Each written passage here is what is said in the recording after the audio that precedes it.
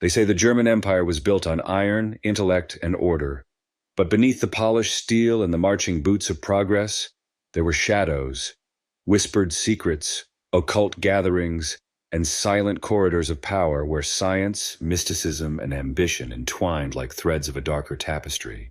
Our story begins not in the royal halls of Berlin, but in a dimly lit chamber beneath the Reichstag, where the air was thick with candle smoke and speculation.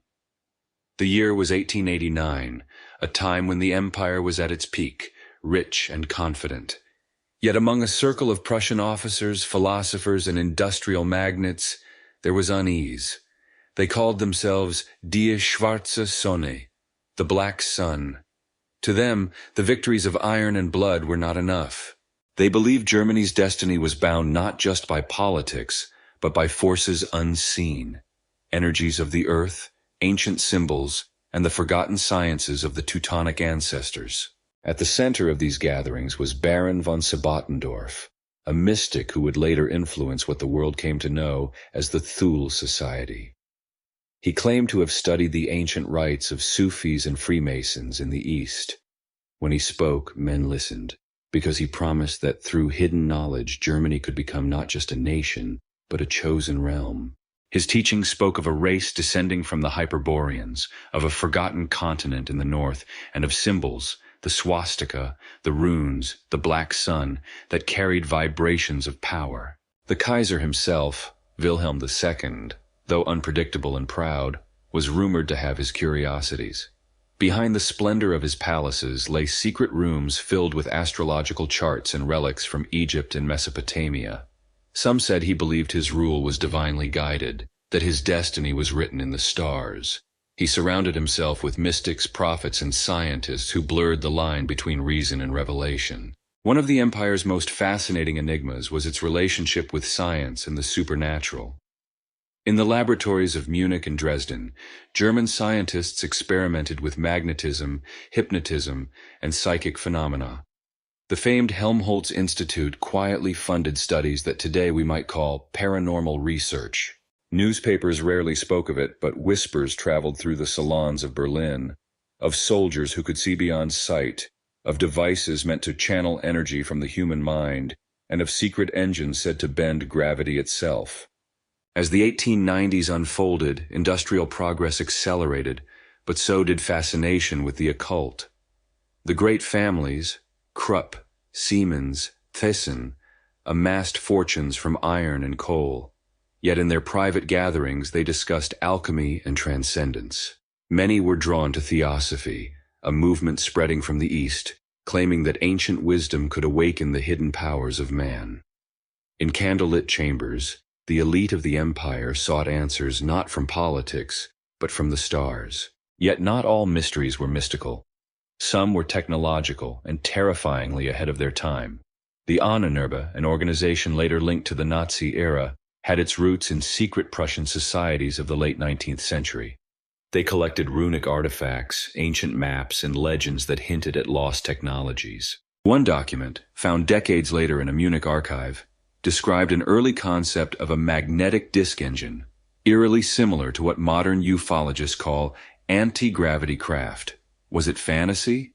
Or was the German Empire already dreaming of machines that could conquer not just nations but the skies? During this same time, the empire's expeditions reached Tibet, the Arctic, and the Middle East.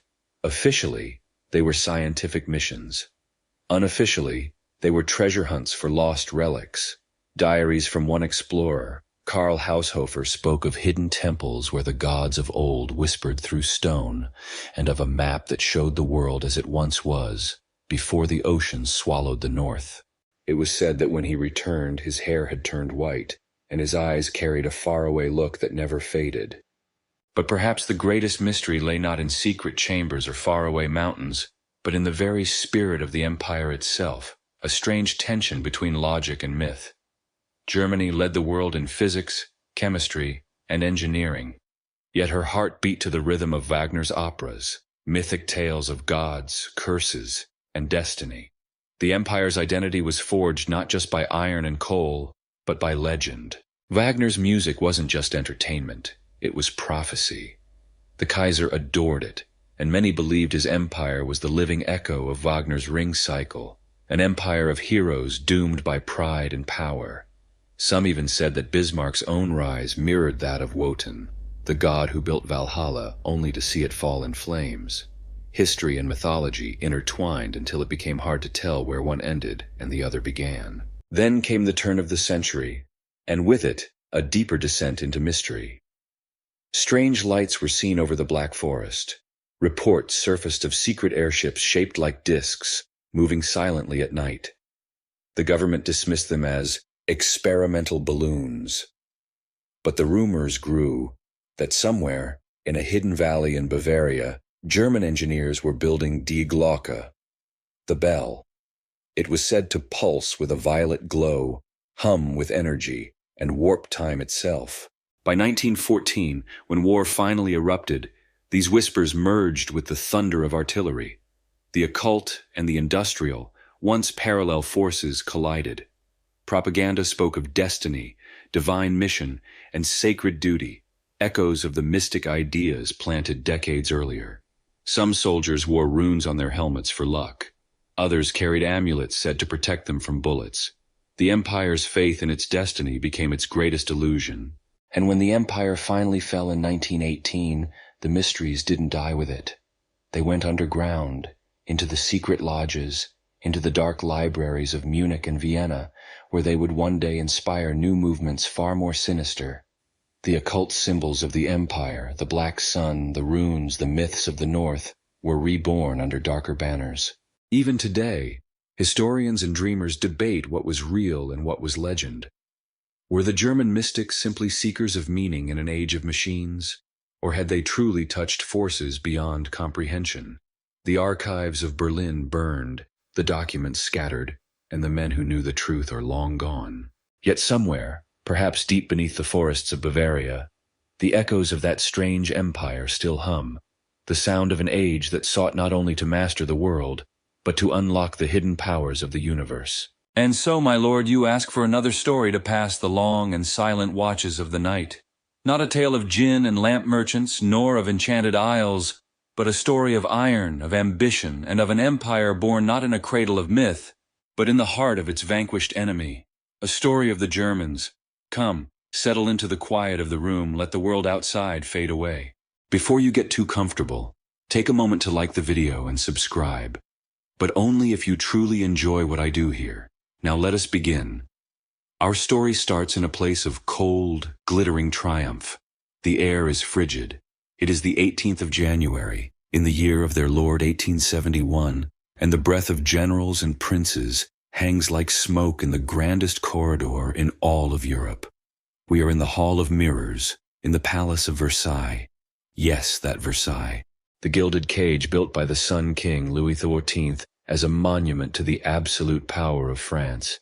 But today, my lord, the sun has set on that power. The hall, designed to reflect infinite French glory, is now reflecting something else entirely. Hundreds of stern, uniformed men with impressive mustaches and the quiet, dangerous confidence of recent victory. They are not French. They are Prussians, Bavarians, Saxons, Württembergers. They are Germans, and they have come here to perform the final, exquisite act of their victory over France, in a war that was as swift as it was brutal. They stand on the polished parquet floors, their heavy boots a stark contrast to the ghosts of silk-slippered courtiers who once whispered intrigues in this very space. They are a forest of dark blue and gray wool, their uniforms adorned with the medals and ribbons of the recent campaign. Sunlight, weak and wintry, streams through the towering arched windows, catching on polished helmets, on the hilts of ceremonial swords, and on the endless silent mirrors that multiply their numbers into a conquering army without end. The opulence of the room is almost suffocating. Gilded carvings writhe across the ceiling. Vast painted allegories celebrate French triumphs of a bygone era, and crystal chandeliers hang like frozen waterfalls. Yet the men gathered here seem unimpressed by it all. They are here on business, the business of creating an empire. At the center of it all stands an old man, his face a mask of dignified reluctance. This is King Wilhelm III of Prussia, a man of 73 years who looks every bit the stoic, duty-bound soldier he is. He had never truly wanted this. King of Prussia was enough for him. But history, in the form of his brilliantly manipulative minister-president, had other plans. And that man, the true architect of this moment, stands nearby, Otto von Bismarck. Look at him, my lord.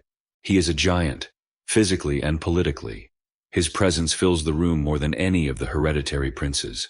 There is a faint, knowing curl to his lips, the quiet satisfaction of a chess master who has seen the game play out exactly as he predicted 20 moves ago.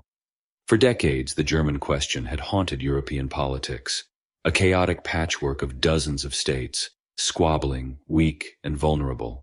Bismarck's answer was not found in speeches or votes, but as he himself had famously declared, in iron and blood. And now, the blood had been spilled, and the iron had been forged into something new. The choice of this hall, you must understand, was no accident. It was a calculated and deeply symbolic humiliation. This palace was the soul of French pride. It was from here that Louis XIV had waged wars against the German states.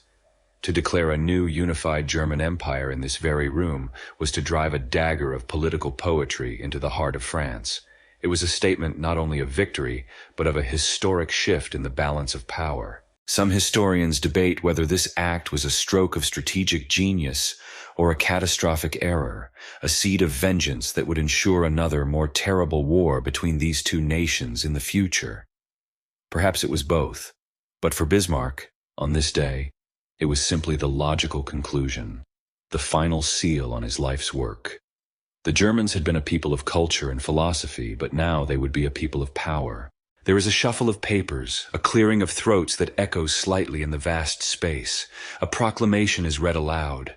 The words boom through the hall, formal and heavy with legal pronouncements, listing the titles and territories, the consent of the princes, the will of the people.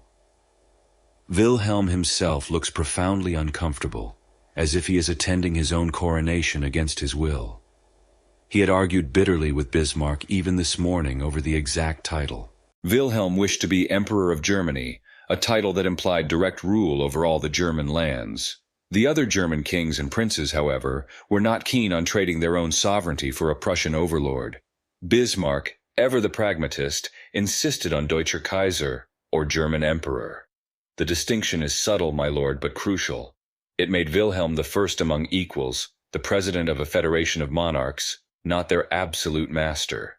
It was a compromise that held this fragile new union together. Bismarck, as usual, got his way. One imagines that if he'd truly set his mind to it, Bismarck could have convinced a cat to bark. When the reading is finished, a Grand Duke steps forward and raises his hand. A cheer is called for. Long live His Imperial and Royal Majesty Kaiser Wilhelm. The roar that follows is immense, a deep guttural sound from hundreds of soldiers' throats. It is not the delicate cheer of a court, but the acclaim of a victorious army for its warlord. The sound bounces off the mirrors, the marble, the gilded ceilings, a wave of raw, triumphant noise. The princes and officers surge forward to congratulate a man who seems more resigned than elated. He had reportedly wept with frustration after his argument with Bismarck earlier, feeling bullied into a destiny he did not seek. Now, he simply accepts his fate. He is the Kaiser. This collection of disparate kingdoms, duchies, and free cities is at least on paper one nation, a nation born in the opulent ballroom of its oldest foe. It's a bit like hosting a party celebrating your newfound sobriety in your rival's favorite tavern, a power move of the highest and most sarcastic order. As the ceremony dissolves into a scene of stiff congratulations and back-patting, one can almost feel the shift in the air of Europe. A new heavyweight has just stepped into the ring. With the industrial might of Prussia, the financial power of the free cities, and the combined manpower of all the German states, this empire is a formidable creation. It is a nation of factories and universities, of poets and drill sergeants. It is a place of contradictions, held together by the force of Bismarck's will, the convenience of a common enemy, and the unifying power of this single glorious moment. But empires born in war often carry that violence within their souls. The very act of their creation, the humiliation of one nation for the unification of another, leaves a scar. This new Germany, proclaimed amidst the ghosts of French kings, will now have to navigate a world that looks upon it with a mixture of admiration and profound fear. The story of what it does with this power, my lord, is the story I am here to tell you. It is a story of chancellors and kings, of breathtaking innovation and terrible ambition, of a people reaching for their place in the sun, and of the long, dark shadows that this search would ultimately cast across the world. For now, however, let them have their moment. Let them cheer in the cold, mirrored hall, unaware that the reflections surrounding them show not only their present glory, but also the faint flickering images of a future they cannot yet imagine. So an empire has been born in a hall of mirrors, my lord, but a thing of such magnitude is not born of its own accord. It must have an architect, a will that forces it into being. Remember the giant we saw standing beside the reluctant new emperor, the man whose quiet satisfaction seemed to fill the room more than all the shouted hurrahs? Let us turn our gaze fully upon him now, for the story of the German Empire in its first 2 decades is truly the story of one man, Otto von Bismarck. To understand the empire, you must first understand the man who built it, and he was, to put it mildly, a deeply complicated force of nature. In your mind's eye, picture him. He was a colossus, standing 6.5 feet tall in an age when that was truly gigantic. He often appeared in the stark blue uniform of a Prussian general, his chest a constellation of medals, his head crowned by the iconic spiked helmet, the Pickelhaube. But it was his face that commanded attention. Under a perpetually furrowed brow, his eyes, large and pale, seemed to miss nothing. They were the eyes of a predator who sees the entire forest, not just the single tree ahead. His voice could be a thunderous boom that would cow parliaments and ambassadors, yet in private, when his notoriously frail nerves gave way, it could rise to a surprising, almost comical, high-pitched squeak. He was a man of gargantuan appetites, known for consuming truly heroic quantities of food and drink, yet he was also a lifelong hypochondriac, constantly complaining of a litany of ailments, from insomnia to digestive woes to crippling nerve pain. He was, in essence, a walking contradiction, a man of iron will with nerves of spun glass, a political titan who often retreated to his country estates to weep with frustration and rage. To understand Bismarck's actions, you must first understand his guiding philosophy, a concept that would change the very language of politics, realpolitik. The word translates to reality politics or practical politics, and it sounds sensible enough. But in Bismarck's hands, it was a ruthless and revolutionary creed. It was the complete and utter rejection of ideology as a guide for statesmanship. In an age of soaring ideals, of liberalism, democracy, and romantic nationalism, Bismarck had no time for any of it. He viewed politics not as a moral crusade, but as a dispassionate science of power. The only question that mattered was, does this action strengthen the state? If the answer was yes, then the action was good, regardless of whether it was liberal, conservative, legal, or illegal. His only true north was the security and prosperity of Prussia. This has led to a long-running debate among scholars, my lord. Was Bismarck a man without any core beliefs, a brilliant opportunist riding the waves of history? Or was he a deeply entrenched conservative who simply used pragmatic means to achieve his ultimate goal, the preservation of a monarchical aristocratic order against the tides of modernism? The truth, as is often the case, likely lies somewhere in the murky middle. He came from a class of men known as the Junkers, the landed aristocracy of Prussia. They were a stern, insular group, defined by their vast agricultural estates, their Lutheran faith, their unwavering loyalty to the Prussian king, and their deep-seated belief that their role was to command, primarily in the army. From this background, Bismarck inherited a profound distrust of cities, of intellectuals, of parliaments, and most of all of the common people having any say in their own governance. In his youth, he was a wild reactionary, a man who, during the liberal revolutions of 1848, famously wanted to march the peasants from his estates to Berlin to crush the uprising and defend the king. So how, you might ask, did this arch-conservative become the unlikely hero of the German nationalists, most of whom were liberals? The answer lies in his genius for political jujutsu, the art of using his opponent's strength against them. He saw that the dream of a unified Germany was a powerful force, an unstoppable current. Instead of building a dam against it, as his conservative peers wished, he chose to dig a new channel and divert the river for his own purposes. His purpose was not a glorious, free, and democratic Germany. His purpose was a magnified, invincible Prussia. He would use the popular call for unity to achieve the Prussian goal of dominance. His approach to diplomacy was famously direct. He believed the best way to get all of his political ducks in a row was to be the only one in the room with a shotgun. This was not just a metaphor. In the 1860s, as Minister-President of Prussia, he found himself in a bitter deadlock with the Prussian Parliament, the Landtag, which refused to approve funding for his desired army reforms.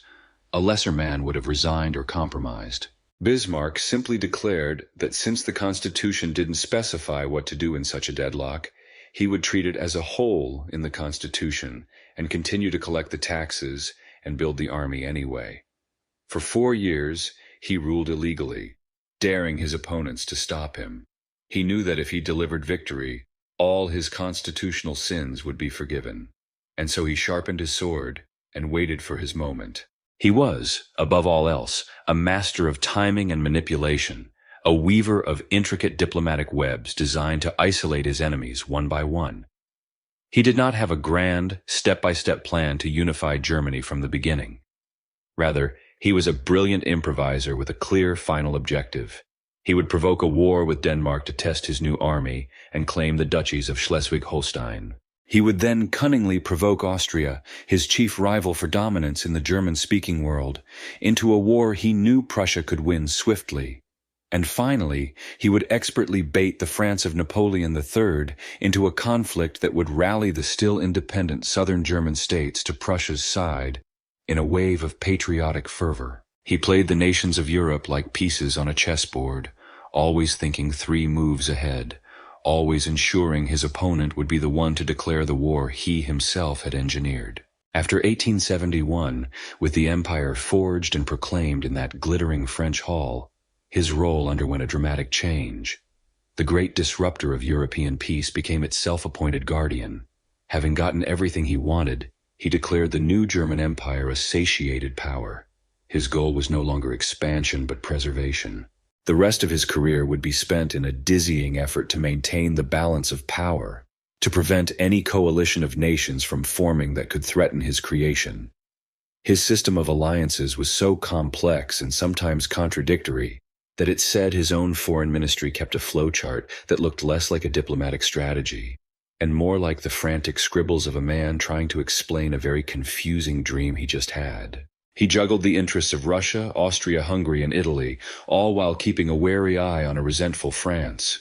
The great revolutionary had become Europe's indispensable statesman, the honest broker of Berlin. This, then, was the Iron Chancellor, a man who united Germany not because he was a German nationalist, but because he was a Prussian pragmatist, a man who despised parliaments, but gave the new empire universal male suffrage, confident he could control the outcome, a man of immense strength and equally immense fragility. He had built a house, my lord, a grand and imposing imperial house. But it was a house built on a foundation of military victory, and its internal architecture was designed to be run by only one man, himself. The question that would haunt Germany for the next half-century was whether that house could stand when its architect was no longer there to hold up the walls. But before we see him play the statesman, we must first look at the tools of his trade, the wars that forged this empire, the campaigns of blood and iron that redrew the map of Europe forever. The architect, my lord, had his design and the will to see it built. But even the grandest design is little more than a dream without the tools to give it form. For Otto von Bismarck, those tools were the men of the Prussian army, and his method was not persuasion, but force. His famous declaration that the great questions of the day would be decided by iron and blood was not a boast. It was a simple statement of his political recipe. This new Germany was not debated into existence in a chamber of philosophers. It was hammered into shape on the anvil of 3 short, sharp, and brilliantly calculated wars. Each was an act in a meticulously staged drama, designed to achieve a specific political goal, with Prussia as the calculating hero and all of Europe as the captive audience. Act 1 of this drama opened in 1864 on the wind-swept peninsula of Jutland over a matter so famously convoluted it was known as the Schleswig-Holstein question.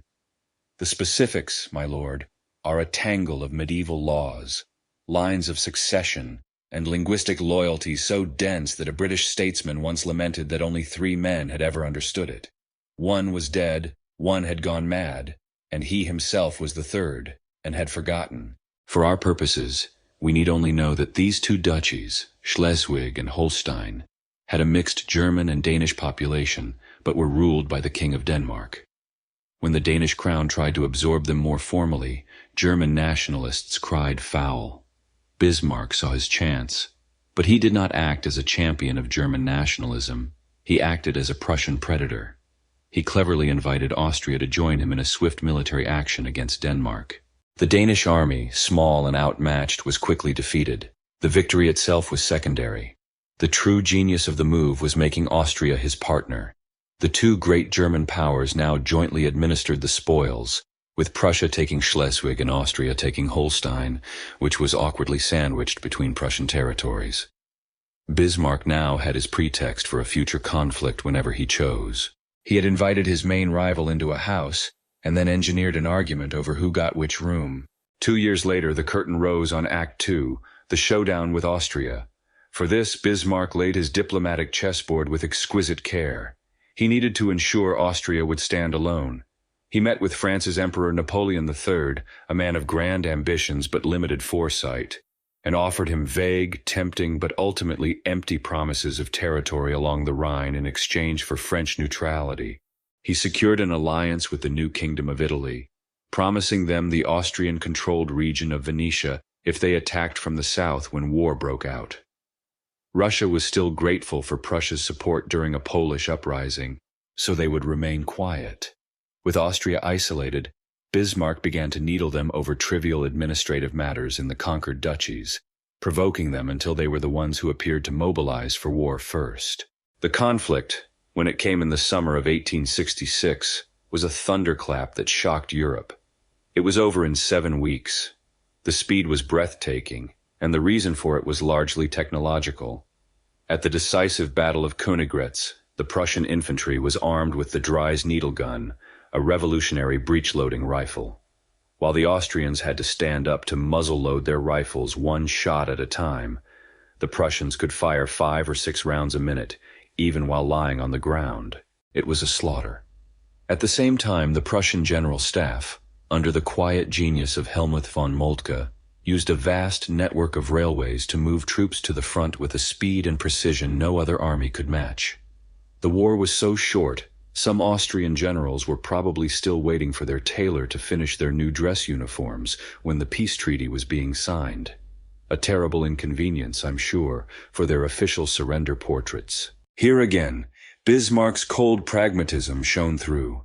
The Prussian king, Wilhelm I, flushed with victory, wanted to march on Vienna, hold a victory parade, and annex huge chunks of Austrian territory.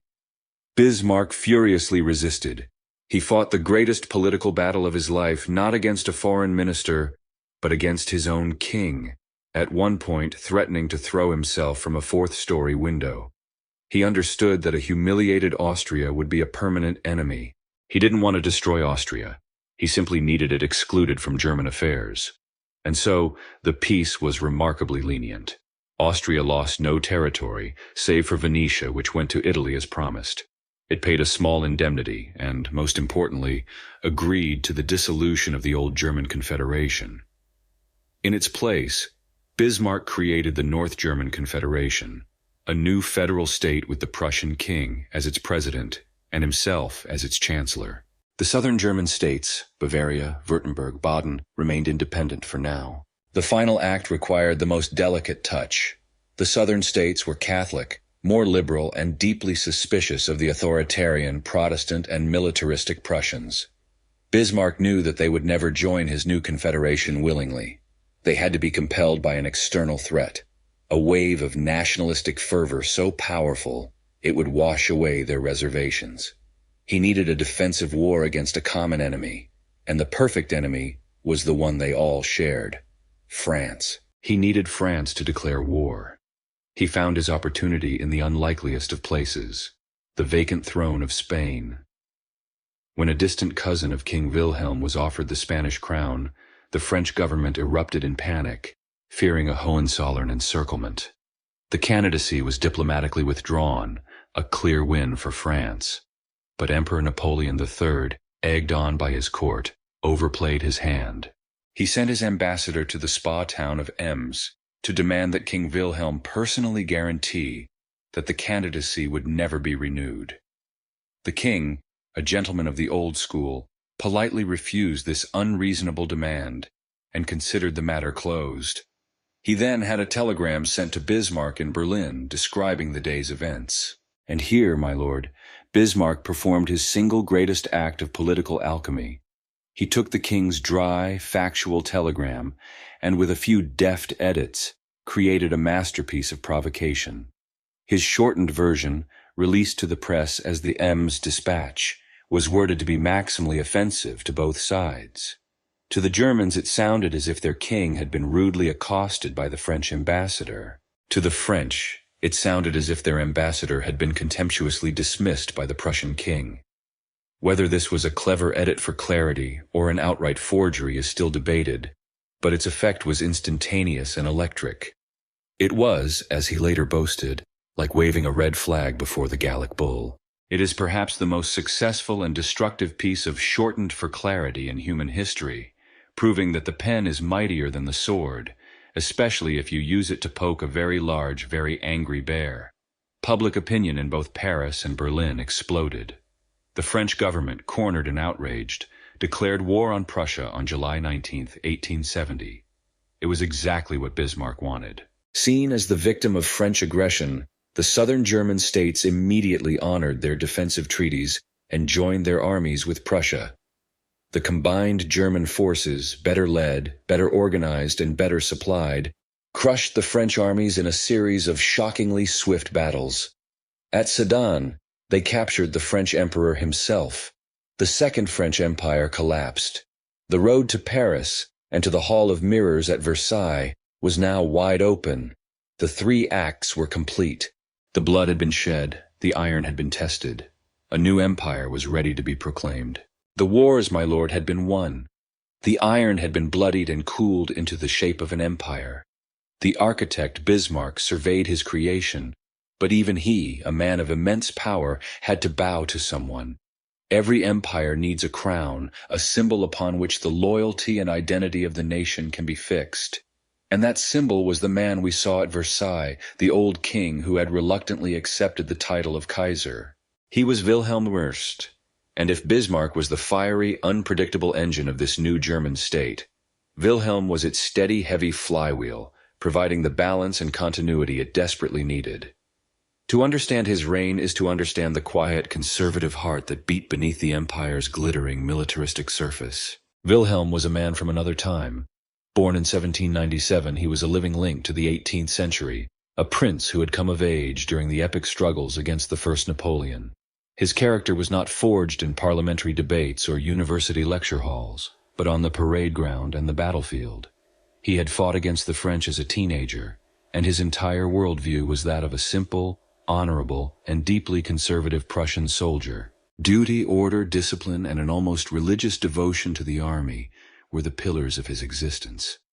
He was not a man of soaring intellect or grand vision. He did not dream of a unified Germany. He dreamed of a well-drilled and invincible Prussian army. Everything else was, to him, a complication. In the liberal revolutions of 1848, he had earned the unflattering nickname Kartätschenprinz, the grape-shot prince, for his enthusiastic support of using cannon loaded with canister shot to clear the Berlin streets of revolutionaries. He saw liberalism not as a political ideology, but as a form of insubordination, a chaotic threat to the God-given order of monarchy. This was the man Bismarck had to manage, the master he had to serve. Their relationship was the central pillar of the new empire, and it was one of the most fascinating and fraught partnerships in history. It was built not on affection, but on a grudging, mutual dependency. Bismarck, the political genius, knew he could not rule alone. He needed the king's authority, the royal signature on his laws, the symbol of legitimacy that only the crown could provide. Wilhelm, for his part, recognized that Bismarck was a political force of a magnitude the world had seldom seen. He disliked the man's methods, his bullying, his emotional outbursts, and his sheer cunning, which often bordered on the dishonorable in Wilhelm's soldierly eyes. Yet he also knew that Bismarck was indispensable. This tension has long been a source of debate for historians. Was Wilhelm a mere puppet, a dignified figurehead for Bismarck's chancellorship? The truth is more nuanced. Wilhelm was the only real check on Bismarck's power. He was the final appeal, the one man who could, and sometimes did, say no. Their arguments were the stuff of legend. You will recall, my lord, how Bismarck had to fight his king to prevent a humiliating peace from being imposed on Austria. That was not an isolated incident. They clashed constantly. Bismarck, the pragmatist, would propose a policy. Wilhelm, the man of rigid principle, would object on grounds of honor or royal solidarity with other monarchs. Bismarck would respond with hours of lecturing, with carefully reasoned arguments, and when that failed, with his ultimate weapons, tears of frustration and the threat of resignation. The scenes were almost theatrical. The giant chancellor, weeping with rage, would submit his resignation. The old king, horrified at the prospect of losing the one man who could steer the ship of state, would sigh, pat him on the arm and say, "Bismarck, you must not leave me." Wilhelm would then, almost always, give in. Their relationship was a finely tuned machine, in that it required constant screaming, threats, and the occasional thrown inkwell to keep it from exploding. Modern human resources would have had a field day. Wilhelm himself once famously summarized their dynamic in a letter. "It is not easy to be emperor under such a chancellor." In his personal life, the Kaiser was a model of Prussian frugality and simplicity. He lived not in the grandest palaces, but in a relatively modest corner of the old palace on the Unter den Linden Boulevard in Berlin. His daily routine was so predictable that it became a beloved civic ritual. Every day, at the same hour, he would stand by his corner window to watch the changing of the guard, a simple act that turned him from a remote emperor into a familiar presence, a grandfatherly figurehead for the nation.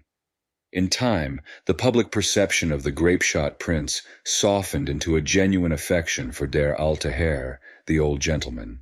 He became a living symbol of stability, a comforting link to a simpler past in an age of dizzying industrial and social change. This beloved image was shattered, however, in 1878. The old emperor, so regular in his habits, was an easy target.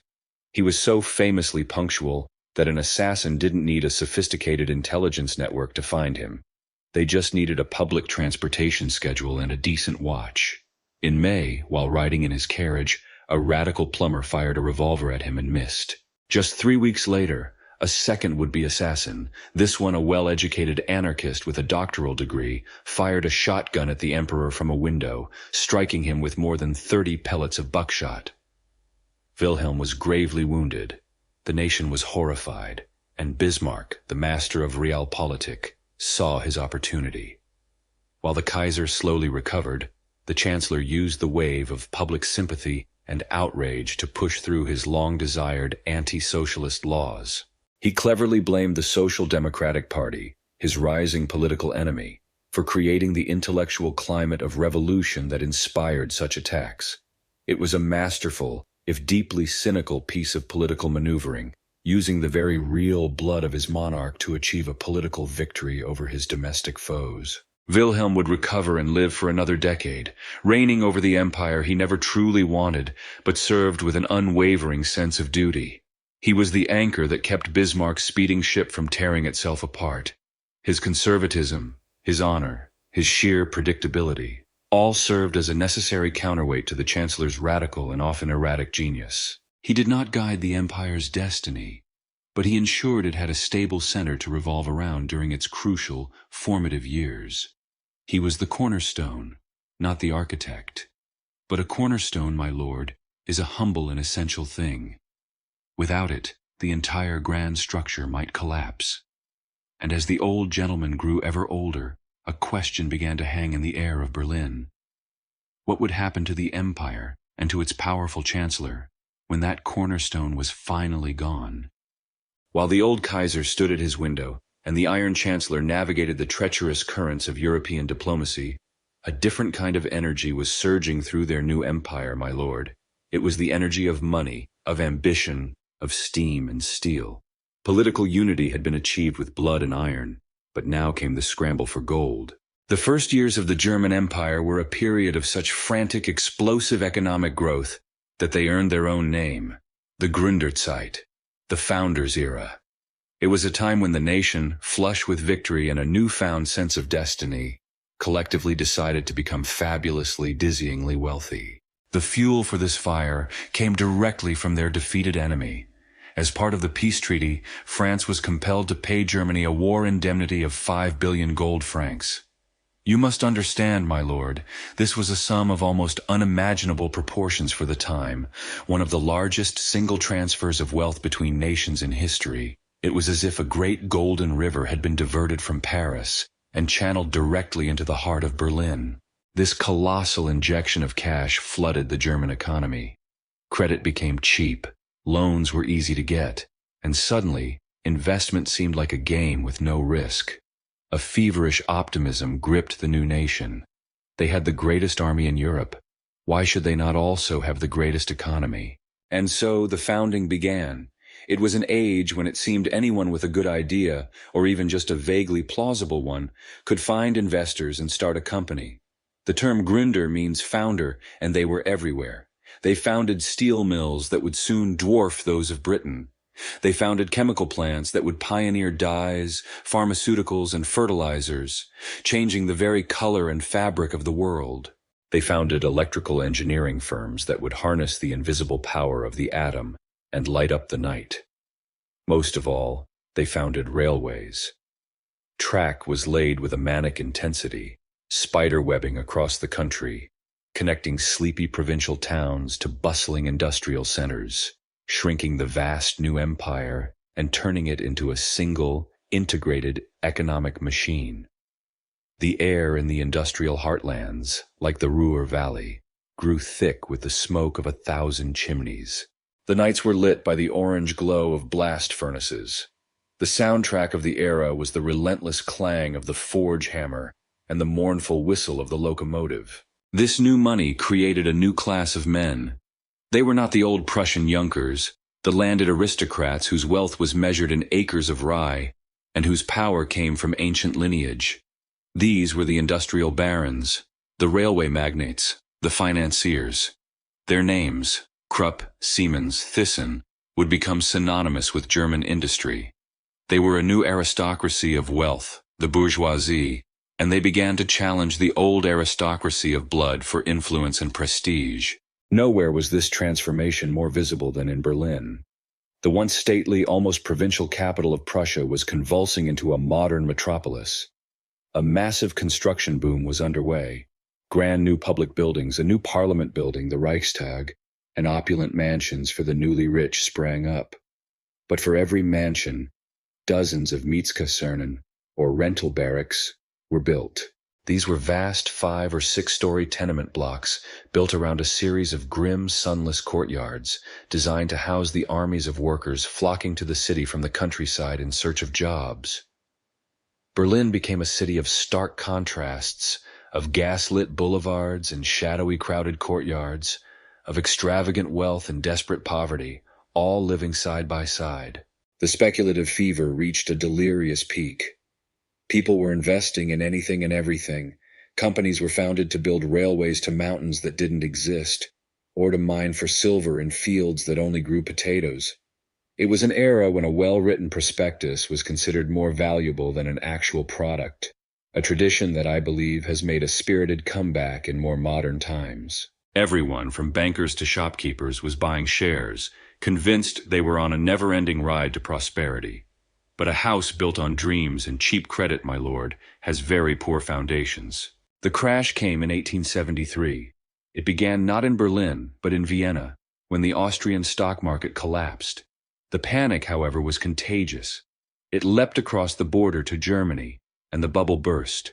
The Gründerkreis, The founders' crisis had begun. Companies that were worth millions one week were revealed to be worthless shells the next. Banks that had lent fortunes for fanciful projects failed. The paper fortunes of thousands of investors evaporated overnight. The crash was so sudden that it's easy to imagine many of Berlin's newly rich had their formal portraits painted only halfway, leaving a generation of canvases showing very smug, successful men from the waist up, and very panicked, bankrupt men from the waist down, hastily sketched in charcoal. The wild optimism of the Gründerzeit gave way to a long, grinding period of economic stagnation and disillusionment that became known as the Great Depression of the 19th century. The era of the liberal free market dream was over. Yet the legacy of that frantic boom was profound and permanent. Though the speculative froth had been blown away, the solid industrial base it had created remained. The factories, the mines, and the railways were real. They had transformed Germany from a collection of agrarian states into a unified industrial giant, second only to Great Britain. This chaotic period laid the groundwork for the economic might that would define Germany for the next century. It also created a vast new urban working class, the proletariat, living in difficult conditions and becoming increasingly organized and politically aware. Their grievances and their search for a voice would create one of the next great challenges for Bismarck's empire. But first, the Iron Chancellor would turn his attention away from the chaos of the marketplace and toward a battle for the very soul of his new nation. A fight not against a foreign army, but against an enemy he saw within, the ancient power of the Catholic Church. After the dizzying boom and the shuddering crash of the Founders' era, my lord, the new German Empire awoke to a severe economic headache and a lingering sense of anxiety. In times of uncertainty, people often search for something to blame, for an enemy to unite against. The Iron Chancellor, ever the master of political currents, was no different. Having forged an empire through wars against external enemies, he now turned his gaze inward, searching for foes within the Reich, and his eyes settled on an institution of immense power and ancient authority, one whose loyalty, he believed, was not to Berlin, but to Rome. The battle for gold was over. Now began a battle for the soul. They called it the Kulturkampf, the culture struggle. You must remember that the German Empire, created by the Protestant Kingdom of Prussia, had swallowed a vast number of Catholics in the southern and western regions. Overnight, 1/3 of the citizens of this new Protestant-led nation were Catholic. To a man like Bismarck, who craved control above all else, this was a deeply unsettling fact. These German Catholics had their own schools, their own community organizations, and their own powerful political party, the Center Party, or Zentrum. Bismarck saw this as a state within the state, a black-robed army that marched to the beat of a different drum. His suspicion turned to alarm in 1870, just before the empire's creation, when the First Vatican Council in Rome declared the doctrine of papal infallibility. This stated that the Pope, when speaking on matters of faith and morals, was infallible, his word guided by God. To a secular ruler like Bismarck, this was an intolerable challenge. If the Pope's decree conflicted with the Kaiser's law, whom would a good German Catholic obey? It was this question of ultimate allegiance that lit the fuse of the Kulturkampf. Bismarck, the arch-conservative, found a strange and unlikely ally in this fight, the National Liberal Party. They were his old adversaries, men who dreamed of a modern secular state, free from the influence of what they saw as medieval superstition. For them, the Catholic Church was an obstacle to progress, so the conservative chancellor and the liberal parliamentarians joined forces to launch a full-scale legislative assault on the Church. It began subtly, with the Pulpit Law of 1871, which made it a crime for clergymen to discuss political matters in a way that endangered the public peace. Then, in a series of laws passed from 1873 onwards, known as the May Laws, the assault intensified. State control was imposed over the education of priests. All religious schools were placed under state supervision. The Jesuit order, seen as the Pope's loyal shock troops, was expelled from Germany entirely. Crucially, the state claimed a veto over all clerical appointments. A priest could not serve a parish without the government's approval. To cap it all off, civil marriage was made compulsory. A church wedding was now legally meaningless unless a state ceremony had been performed first. Bismarck's goal was clear: to sever the links between the German clergy and Rome, and to subordinate the church to the authority of the state. He insisted that all priests should be educated in German universities, perhaps hoping that a few semesters of dense German philosophy would make them so existentially confused that they would forget all about the Pope. The plan, however, did not work. Bismarck had expected the church to bend to the will of his iron state, but he had profoundly miscalculated. He had picked a fight with an institution that had 2,000 years of experience in the arts of resistance and martyrdom. The Catholic community did not crumble, it rallied. Pope Pius IX declared the laws invalid and encouraged Germany's bishops to defy them, and defy them they did. The state responded with force. Priests who refused to comply were arrested, fined, or exiled. Bishops were imprisoned. Church property was seized. By 1877, nearly a quarter of all Catholic parishes in Prussia had no priest. But this persecution had the opposite of its intended effect. The sight of their beloved priests and bishops being dragged from their churches only hardened the resolve of the Catholic laity. They saw themselves as defenders of their faith against a tyrannical government. And the Center Party, the political organization Bismarck had hoped to destroy, became their shield and their champion. Far from being crushed, the party thrived. Its share of the vote in the Reichstag elections swelled with each new repressive law. Bismarck's campaign was a masterclass in how to unite your enemies against you. It was like trying to get rid of a wasp's nest by hitting it with a small stick and then standing perfectly still to see what would happen next. He had turned a political party into a movement of martyrs, and in doing so, had made it more powerful than ever. By the end of the 1870s, it was clear to the master of realpolitik that his culture war was a failure. It was causing deep divisions within his new empire, alienating millions of his citizens, and it simply wasn't working. Moreover, his political priorities were shifting. The economic depression that followed the Gründerzeit crash was dragging on, and a new, more frightening enemy was, in his eyes, on the rise: the socialists. He was preparing to abandon the liberals and their free trade policies in favor of protectionist tariffs to shield German industry and agriculture. To do this, he would need a new majority in the Reichstag. And there, sitting on the opposition benches, was the powerful, disciplined, and ever-growing Center Party. In a breathtaking display of political pragmatism, Bismarck decided that his old enemy could become his new friend. He never admitted defeat, of course. A man like Bismarck never does. He simply allowed the struggle to wind down. The death of the intransigent Pope Pius IX in 1878 and the accession of the more diplomatic Pope Leo XIII provided a convenient opportunity to open negotiations. Over the next decade, most of the harsh May laws were repealed or simply allowed to lapse. The imprisoned clerics were released, and the exiled priests began to return. In the end, only two major laws remained: the requirement of civil marriage and the state supervision of schools, both of which became permanent features of the German state. The Kulturkampf was over. It was Bismarck's greatest domestic blunder. It had proven that there were limits to his power, that a community united by faith could not be broken by the laws of the state. Having allied himself with the liberals to fight the Catholics, he now prepared to ally himself with the conservatives, and even his old Catholic foes, to combat the rising red tide of socialism, which he saw as a far greater threat to his monarchical, aristocratic empire.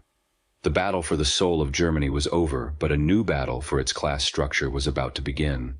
My lord, the Iron Chancellor, had finished his war against the heavens, his unsuccessful struggle against the Catholic Church. But as he turned back to the matters of the earth, he found that the very ground beneath his feet was shifting. The Industrial Revolution, which had given the empire its economic muscle during the Gründerzeit, had also created a new kind of man: the factory worker, the miner, the urban proletarian. And this new class was beginning to find its own voice, to tell its own story. It was a story Bismarck did not want to hear. It spoke not of Kaiser and country, but of class and revolution. The red flag of socialism was being raised in the cities of his empire, and he viewed it as a far greater pestilence than any priest's sermon. Let us cast our minds back to the great industrial boom.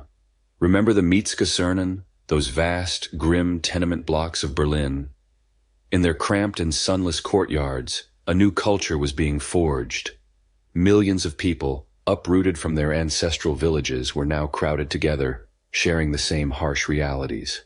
They worked 10, 12, sometimes 14 hours a day in factories that were deafeningly loud and notoriously unsafe. They saw the owners of these factories, the founders, accumulate unimaginable wealth, while they themselves lived on the edge of subsistence. This shared experience created a shared identity. They were the working class, and they began to believe that the system was rigged against them. And into this fertile ground of discontent fell the seeds of a powerful and explosive idea, an idea conceived by a German philosopher named Karl Marx. The idea, in its essence, was simple and compelling. History, Marx argued, was the story of struggle between classes. In this new industrial age, the struggle was between the bourgeoisie, the owners of the factories and capital, and the proletariat, the workers who owned nothing but their own labor. The capitalist system, he claimed, was inherently exploitative and would inevitably be overthrown by a workers' revolution, leading to a new world, a classless society where the workers themselves controlled the means of production. This was not just a political program, my lord.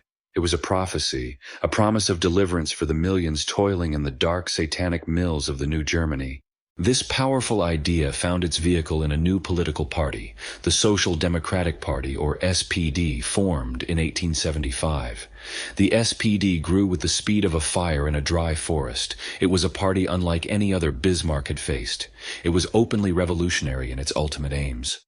Its members spoke of international brotherhood with workers in other countries, rejecting the fervent nationalism upon which the empire was built. They were atheists who scoffed at the church, Republicans who disdained the monarchy. To Bismarck, they were the ultimate Reichsfeinde, enemies of the empire, more dangerous than the French, the Austrians, and the Catholics combined. He was determined to crush them. His strategy, as it so often was one of brute force, a policy of the stick, and his opportunity to wield it came, as you will recall, with the 2 assassination attempts on the old Kaiser Wilhelm II in 1878. Though the assassins had only tenuous links to the socialists, Bismarck seized the moment. He whipped up a storm of public outrage and passed the anti-socialist laws. These laws were a masterpiece of repression. They did not make the party itself illegal. Socialists could still run for election to the Reichstag. But they banned all socialist trade unions, all socialist meetings, and all socialist newspapers. It was like telling a group of people they were free to form a choir, but they were forbidden from having a conductor, any sheet music, or a room in which to practice. The goal was to atomize the movement, to cut off its head and sever its limbs, leaving it unable to function. But Bismarck was far too clever to use only the stick. He knew that repression alone often breeds resentment. So, while he was beating the socialists with one hand, he began building something extraordinary with the other. This was the second part of his strategy. The carrot. In one of history's great ironies, Otto von Bismarck, the arch-conservative Junker, became the father of the modern welfare state. In the 1880s, he pushed a series of groundbreaking laws through the Reichstag. There was a Health Insurance Act, which provided medical care for workers. There was an Accident Insurance Act to protect them from workplace injuries. And finally, there was an Old Age and Disability Pension Act. It was the first comprehensive social safety net of its kind anywhere in the world. His motives, my lord, are a source of endless debate. Was this a genuine expression of his traditional paternalistic conservatism, a belief that the state had a duty to care for its subjects? Or was it the most cynical act of realpolitik of his entire career? He aimed to steal the socialist thunder. He wanted to show the German worker that the paternalistic monarchical state could provide more for them than their revolutionary leaders ever could.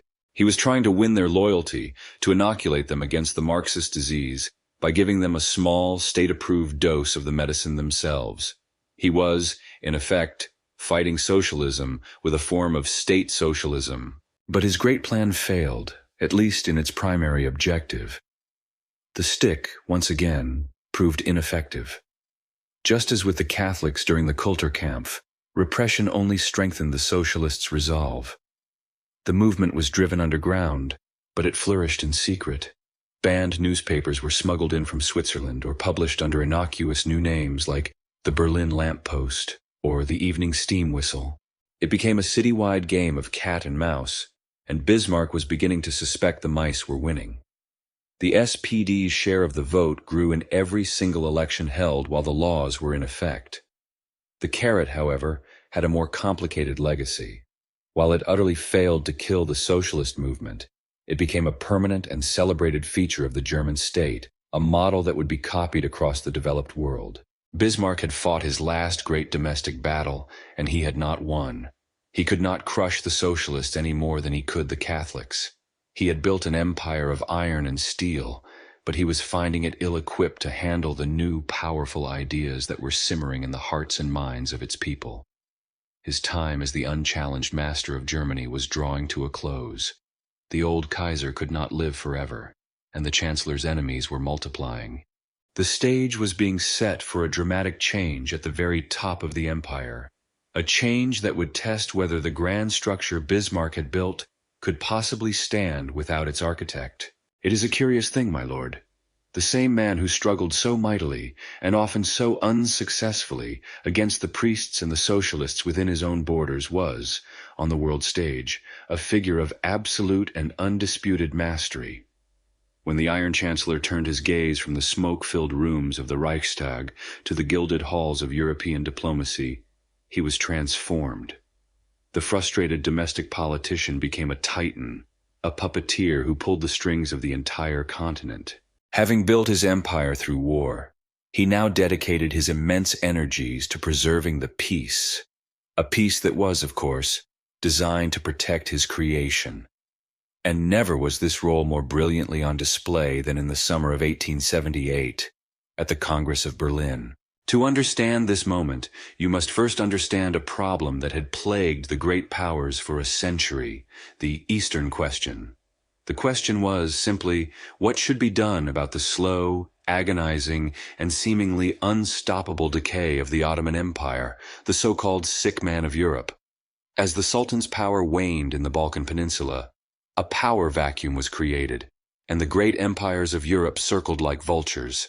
Russia, seeing itself as the protector of the Slavic and Orthodox Christian peoples of the Balkans, dreamed of expanding its influence southward and finally gaining a warm water port on the Mediterranean. Austria-Hungary, itself a fragile empire full of restless ethnic minorities, looked upon any rise of Slavic nationalism on its borders with terror. And Great Britain, far away on its island, was determined to keep the Russian bear caged, which meant propping up the ailing Ottoman Empire at all costs to prevent the Russian navy from challenging its dominance of the seas. This tangle of competing ambitions made the Balkans a powder keg waiting for a spark. That spark came in 1877, when Russia, citing Ottoman atrocities against rebellious Bulgarians, declared war. The Russian army drove the Turks back to the very gates of Constantinople and imposed a punishing peace, the Treaty of San Stefano. This treaty created a vast, independent Bulgarian state, a big Bulgaria that stretched from the Danube to the Aegean Sea.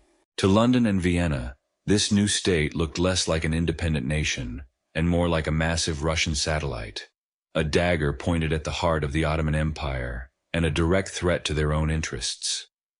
The British fleet was dispatched to the Dardanelles. The Austro-Hungarian army was mobilized.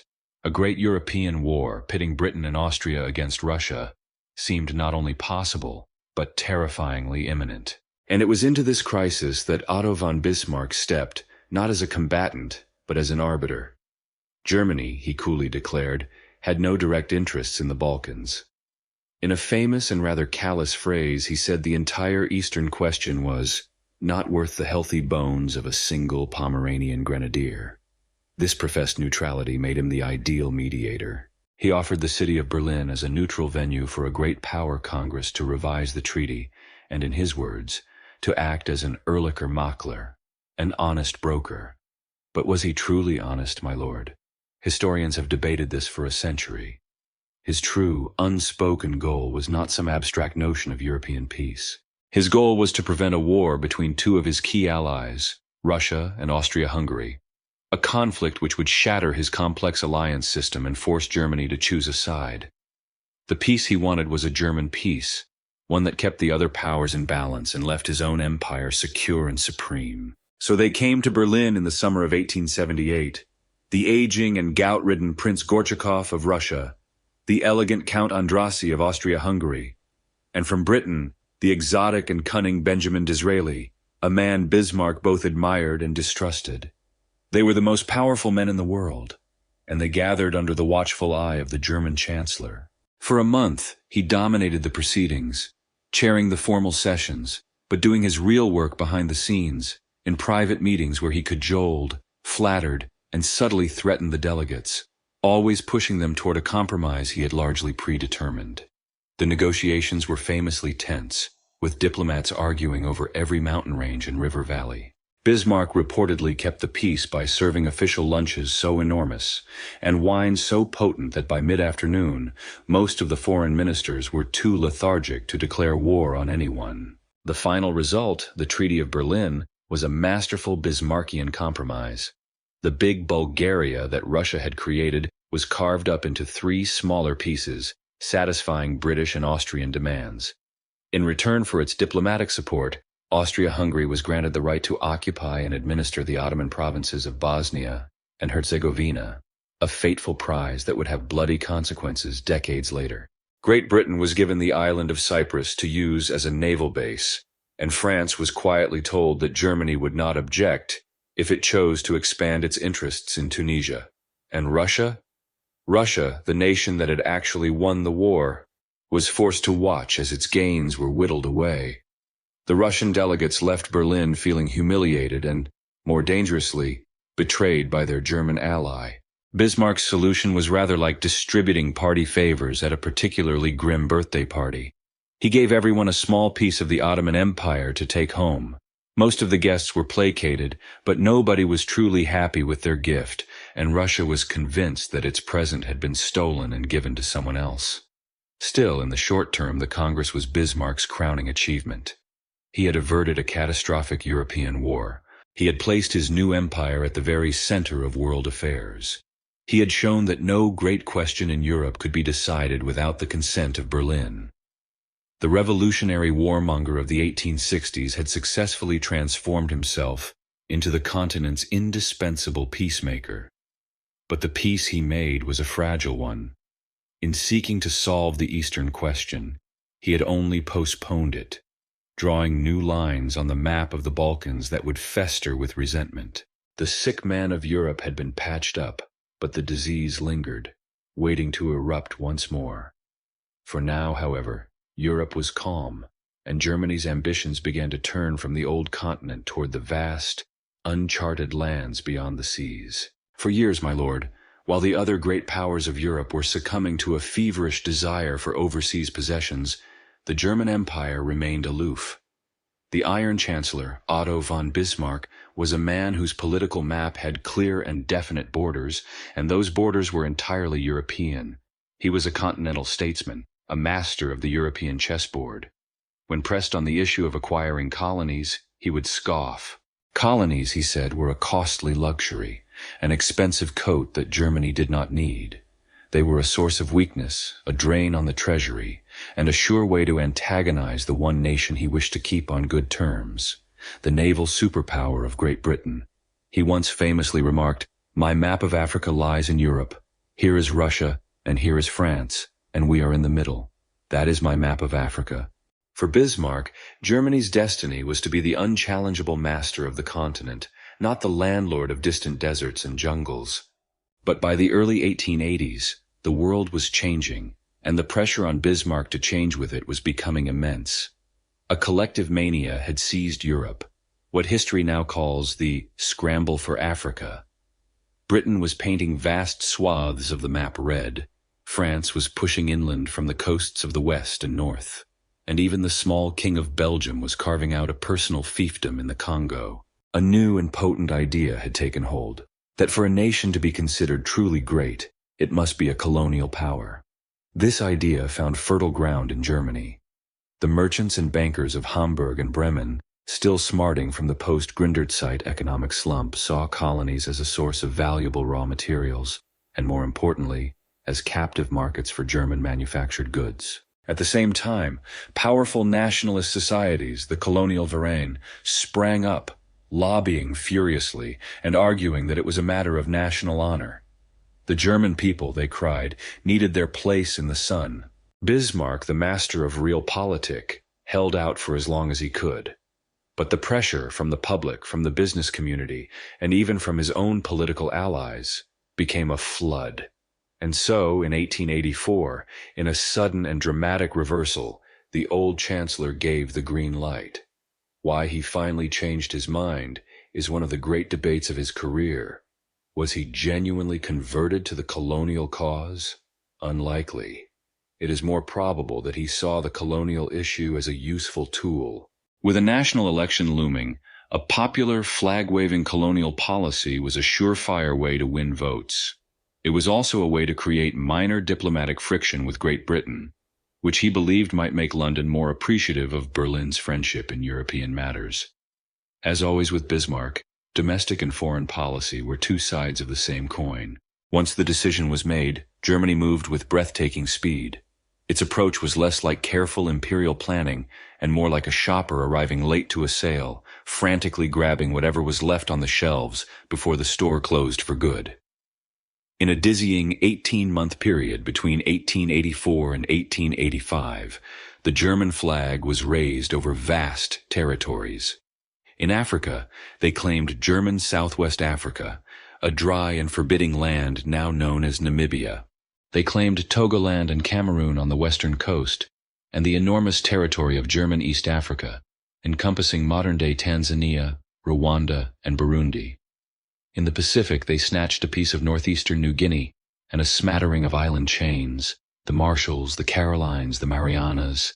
Suddenly, almost overnight, Germany was the third largest colonial power in the world.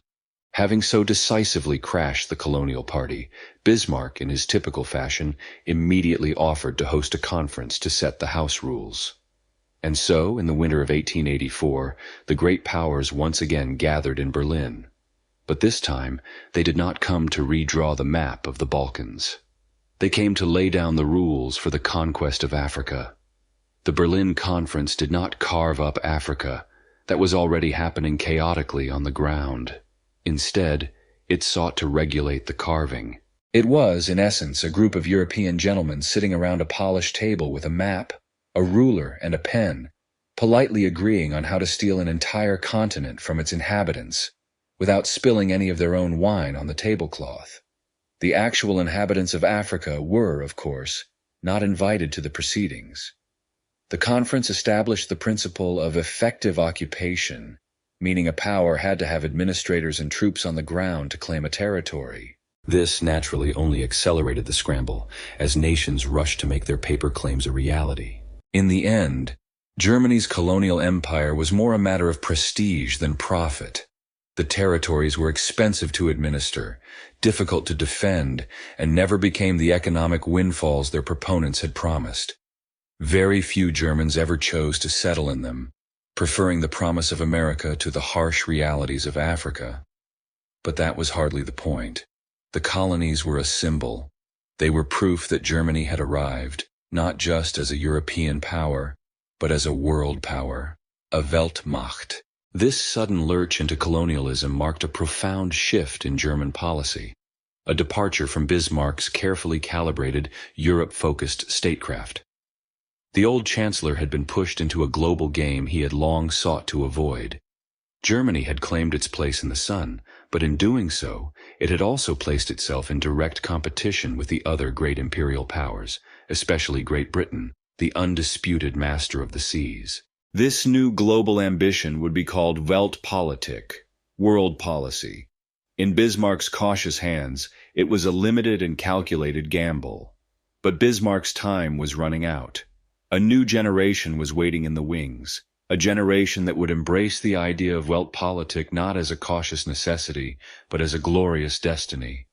And their far more reckless pursuit of a place in the sun would cast long, dark shadows over the peace of the world. The German Empire, my lord, had begun to cast its shadow across the globe, claiming its place in the sun. But while its ambitions were expanding outward, a deep and sudden uncertainty was about to strike at its very heart.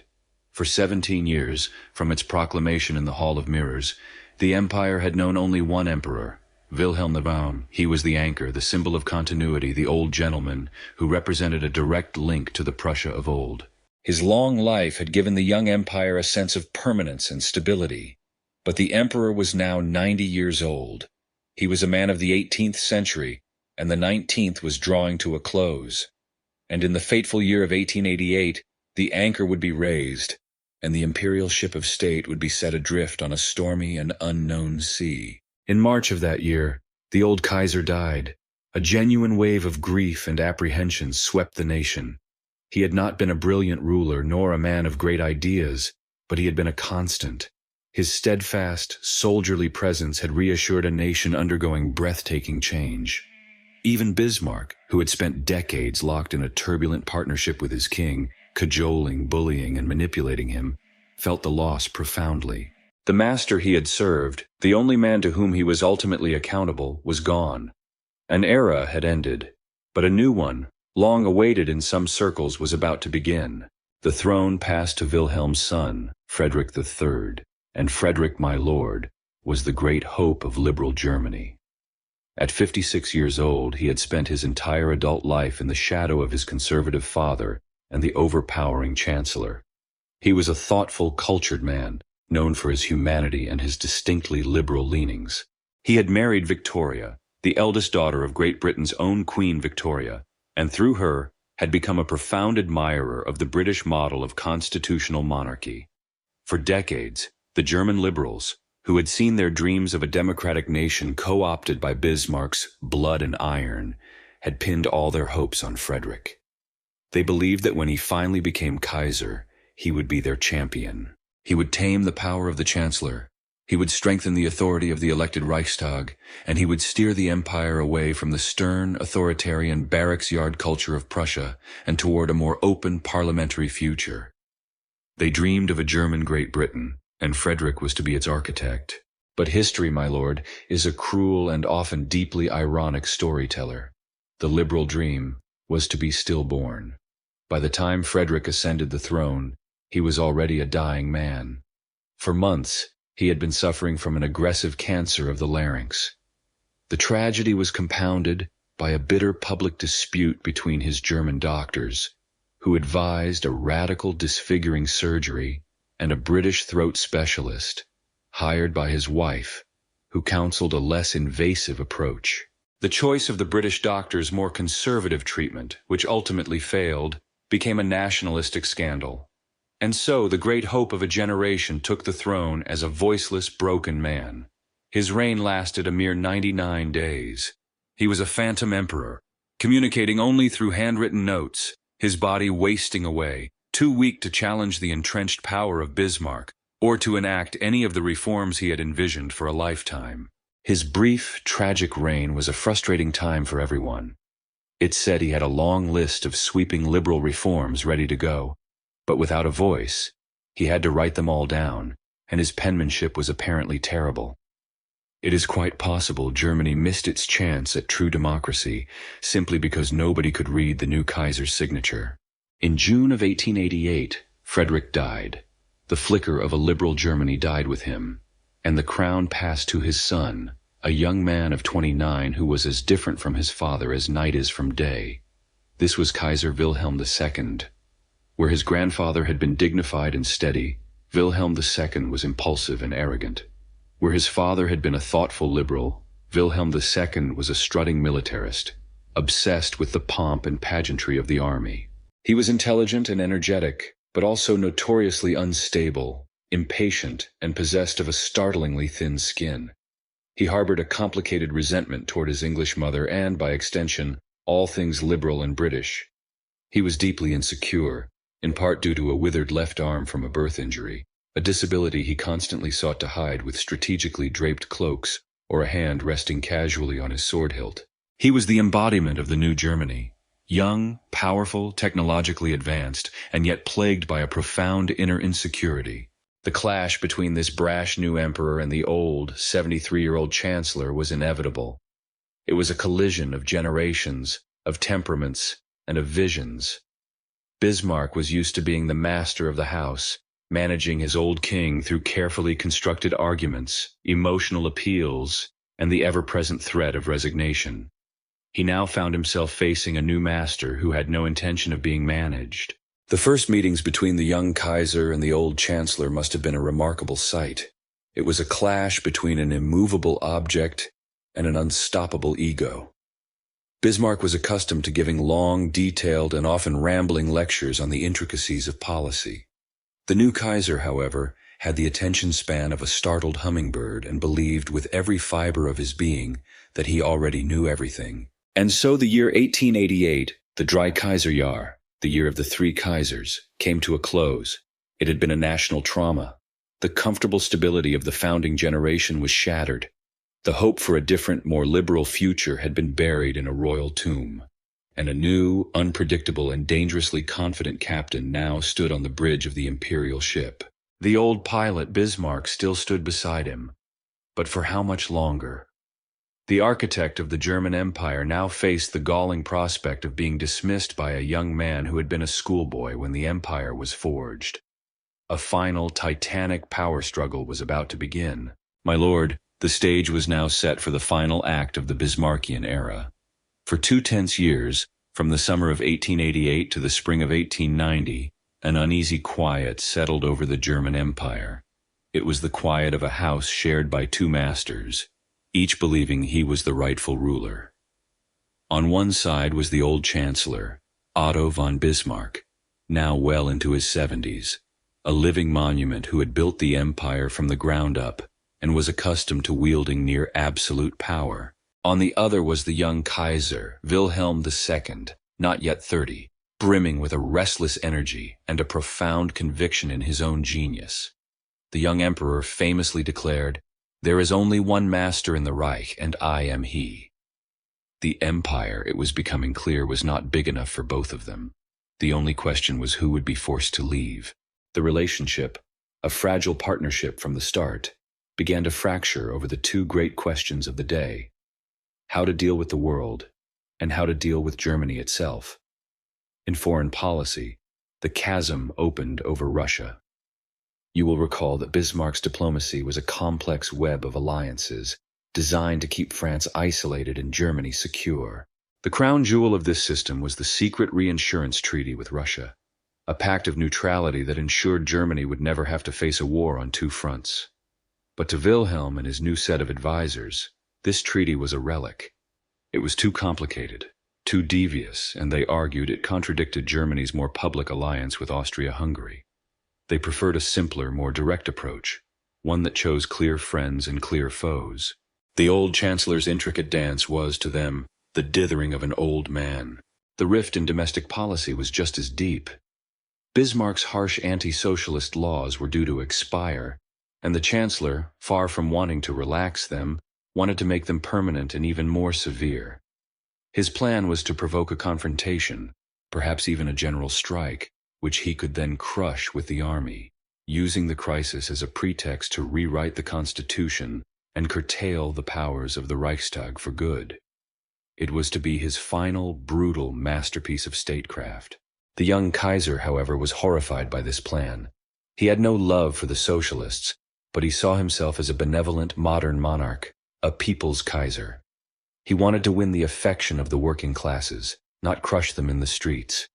His decision to pursue more social reforms was less about a deep-seated love for the proletariat, and more about a burning desire to be popular. He was perhaps the first modern ruler to discover that the easiest way to get good press is to simply stop doing the incredibly unpopular thing your government has been doing for over a decade. The final confrontation came in March of 1890. The Kaiser publicly supported a package of worker protection laws, directly undermining his chancellor. Then, he resurrected an obscure cabinet order from 1852, which forbade government ministers from meeting directly with the monarch without the chancellor's permission. Wilhelm now twisted it, demanding his ministers report directly to him, effectively shattering Bismarck's authority over his own government. The final meeting between the two men was a thunderstorm of accusation and recrimination. The Kaiser, arrogant and imperious, demanded the chancellor's resignation. The old man who had bullied kings and emperors for 30 years finally met a will he could not break. On March 18, 1890, Otto von Bismarck, Prince of Bismarck, Duke of Lauenburg, the man who had created Germany, wrote out his letter of resignation. His departure from Berlin was a somber, silent affair. He had been dismissed like a troublesome servant. The sense of foreboding was not limited to Germany. It was felt across all of Europe. A famous cartoon published in the British magazine Punch perfectly captured the moment. It was titled, "Dropping the Pilot." It depicted the great ship of state, and descending the rope ladder from its side was the old, weathered pilot, Bismarck, his face grim, his sea bag in hand. Looking down from the ship's rail was the young, confident, and dangerously smug captain, Kaiser Wilhelm II. The image was a powerful one. The experienced hand that had steered the ship through treacherous waters for decades was gone, and an untested, impulsive youth was now alone at the helm, charting a course for the open sea. Bismarck retired to his country estates to live out his final years in a state of bitter resentment. He spent his time writing his memoirs, a brilliant and scathing account of his life that settled every old score and took aim at nearly everyone he had ever worked with. He essentially invented the concept of the tell-all political book, ensuring that even in retirement he could still start a diplomatic incident from the comfort of his armchair. The consequences of his dismissal were immediate and profound. As the new captain of the ship, Wilhelm II immediately ordered a change of course. The reinsurance treaty with Russia was not renewed. Within 4 years, the nightmare scenario that Bismarck had dedicated his entire career to preventing became a reality. Republican France and autocratic Russia signed a full military alliance. Germany was now officially encircled, facing the prospect of a two-front war. The new course, as Wilhelm's policies were called, had begun. It was to be an era of erratic and aggressive foreign policy, of grand theatrical pronouncements, and of a fateful naval arms race with Britain. The architect of the empire was gone. The new master of the house had grand plans for renovation, without ever bothering to consult the original blueprints. The age of caution was over. The age of ambition had begun. The old pilot had been dropped, my lord. The ship of state was now in the hands of a young captain, one who found his predecessor's charts to be boring and his destination too modest. Kaiser Wilhelm II was not content to be the master of Europe, as Bismarck had been. He looked out from the bridge and saw a whole world, a world where Great Britain had a vast empire, where France had its own sprawling possessions, and where Germany, in his eyes, was a latecomer to the feast. He believed Germany's industrial might and cultural genius entitled it to a far grander role. The cautious, Europe-focused realpolitik of Bismarck was dead.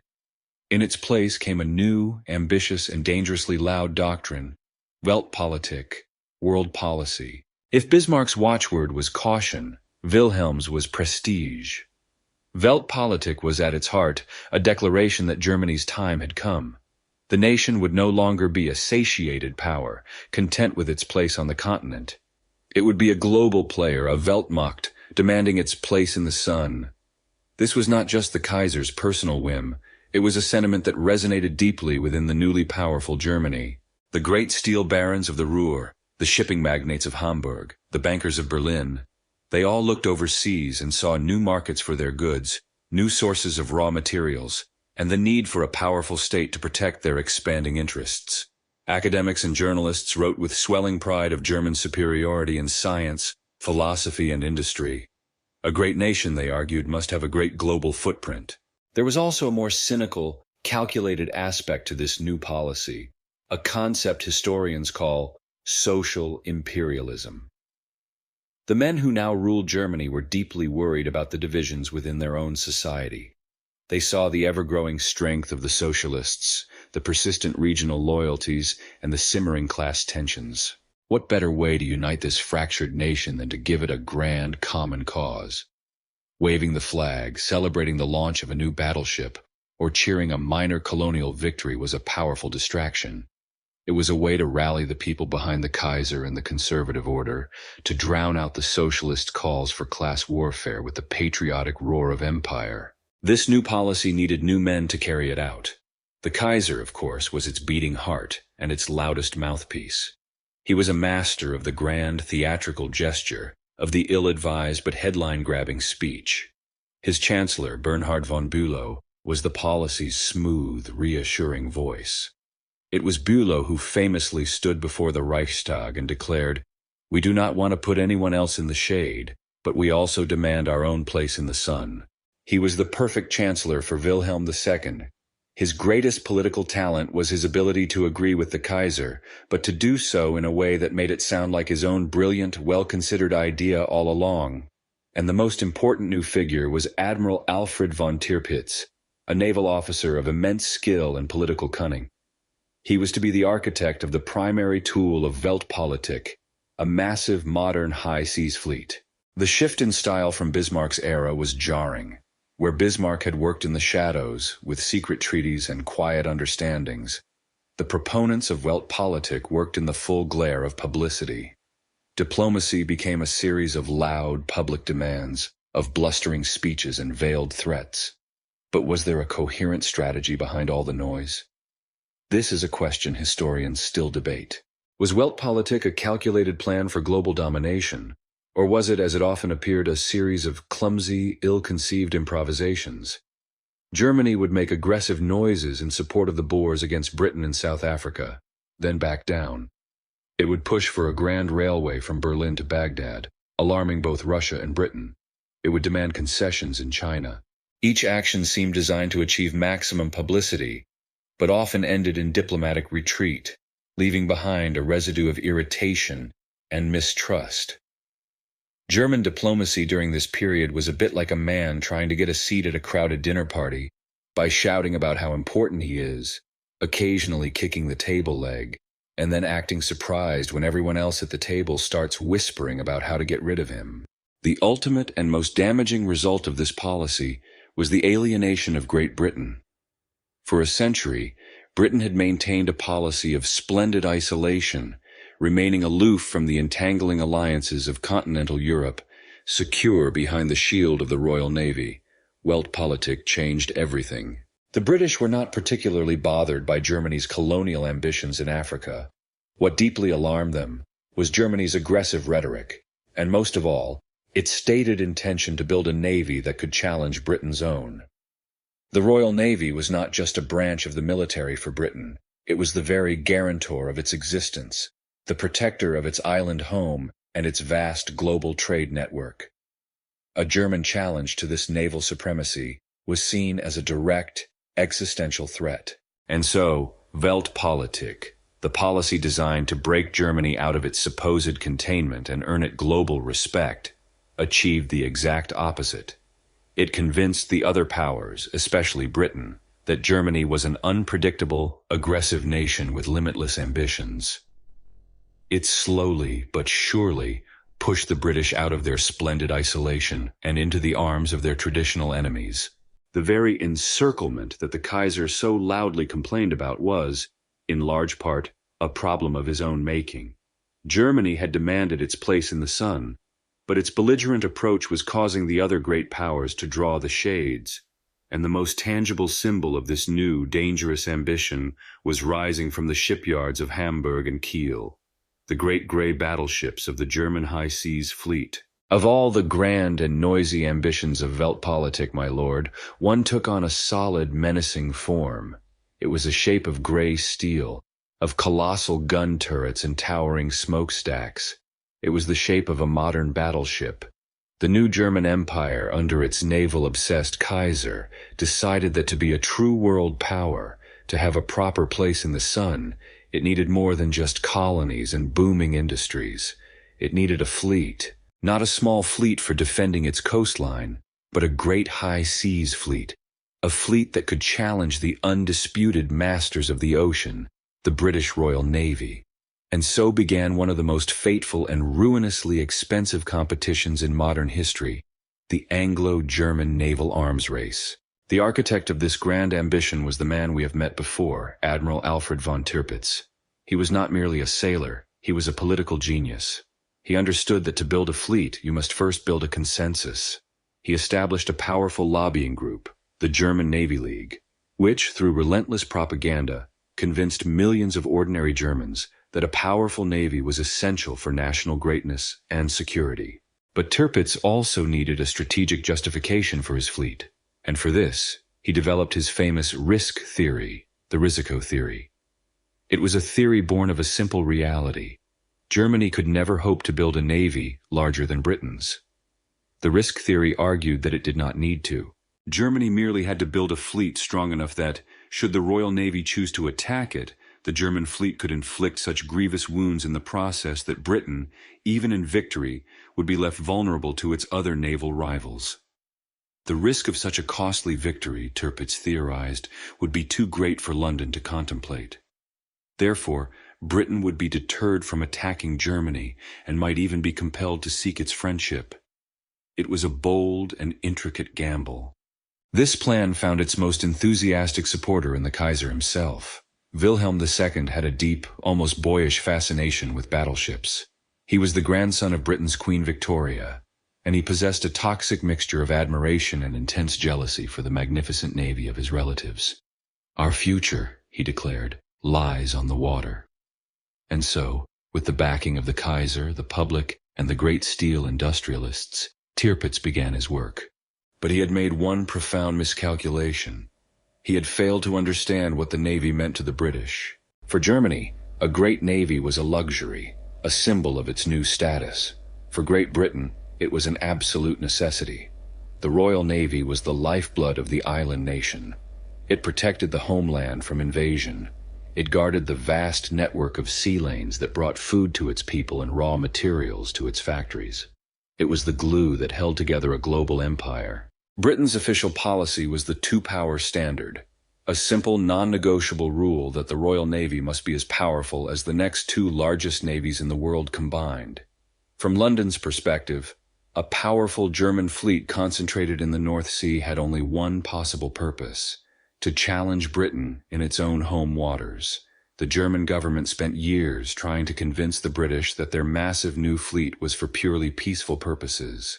The British found this about as convincing as a neighbor building a giant catapult in his garden and claiming it was just for launching produce to the local market. Then, in 1906, the British themselves changed the game entirely. They launched a revolutionary new ship, HMS Dreadnought. It was a vessel that rendered every other battleship on the planet obsolete overnight. It was powered by steam turbines, making it far faster than existing ships, and its armament was a crushing all-big gun design of 10 massive 12-inch guns. A single dreadnought could outfight any two of its predecessors. The launch was a stroke of technological genius, but it had an ironic and unforeseen consequence. It leveled the playing field. Before 1906, Britain's advantage in older pre-dreadnought battleships was immense and unchallengeable. But now, the race was reset. The score in the new all-important dreadnought-class ships was Britain 1, Germany 0. Tirpitz and the Kaiser now saw their chance. They could compete in a new race, on nearly even terms. And so the race accelerated into a frenzy. It was a ruinous contest of national pride and industrial might. For every dreadnought launched from a British shipyard on the River Tyne, another would be laid down in Hamburg or Kiel. Naval budgets swelled, and taxes rose. A popular cry in Britain became, "We want 8, and we won't wait." A public demand for the government to fund 8 new dreadnoughts in a single year. The cost of just one of these steel behemoths could have funded a university or several hospitals. But politicians on both sides argued that universities and hospitals were of little use if you couldn't use a 12-inch naval gun to defend them from your heavily armed rivals. In the end, the naval race was a spectacular strategic failure for Germany. Tirpitz's risk theory backfired completely. Instead of frightening Britain into neutrality or an alliance, it convinced them beyond any doubt that Germany was its most dangerous and determined foe. The naval race was the single greatest factor that drove Britain to abandon its splendid isolation. It pushed London to settle its colonial disputes with its old rival France in 1904, and then with Russia in 1907. This created the Triple Entente, an alliance of Britain, France, and Russia. The very encirclement that German leaders so feared was now a reality they had largely built themselves. The attempt to build a fleet as a tool of diplomacy had created an enemy where none had existed before. The great gray ships, floating silently at anchor in their harbors, were not symbols of German prestige. They were monuments to a catastrophic miscalculation, engines of war that had made a future war all the more likely. The great gray battleships, my lord, were sliding from the slipways, monuments of steel to a nation's ambition. But a ship, no matter how powerful, is nothing without its crew. And so, let us turn our gaze away from the high seas and the tense games of diplomacy and look inward at the people of this German Empire. Who were these citizens of the Kaiserreich? What was it like to live in this new nation, a place that was at the same time the most modern and dynamic society in Europe, and one of its most rigid and archaic? To understand Imperial Germany is to understand a profound and fascinating contradiction, a society caught in a constant tug-of-war between the future and the past. On the surface, it was a nation defined by order, or Ordnung.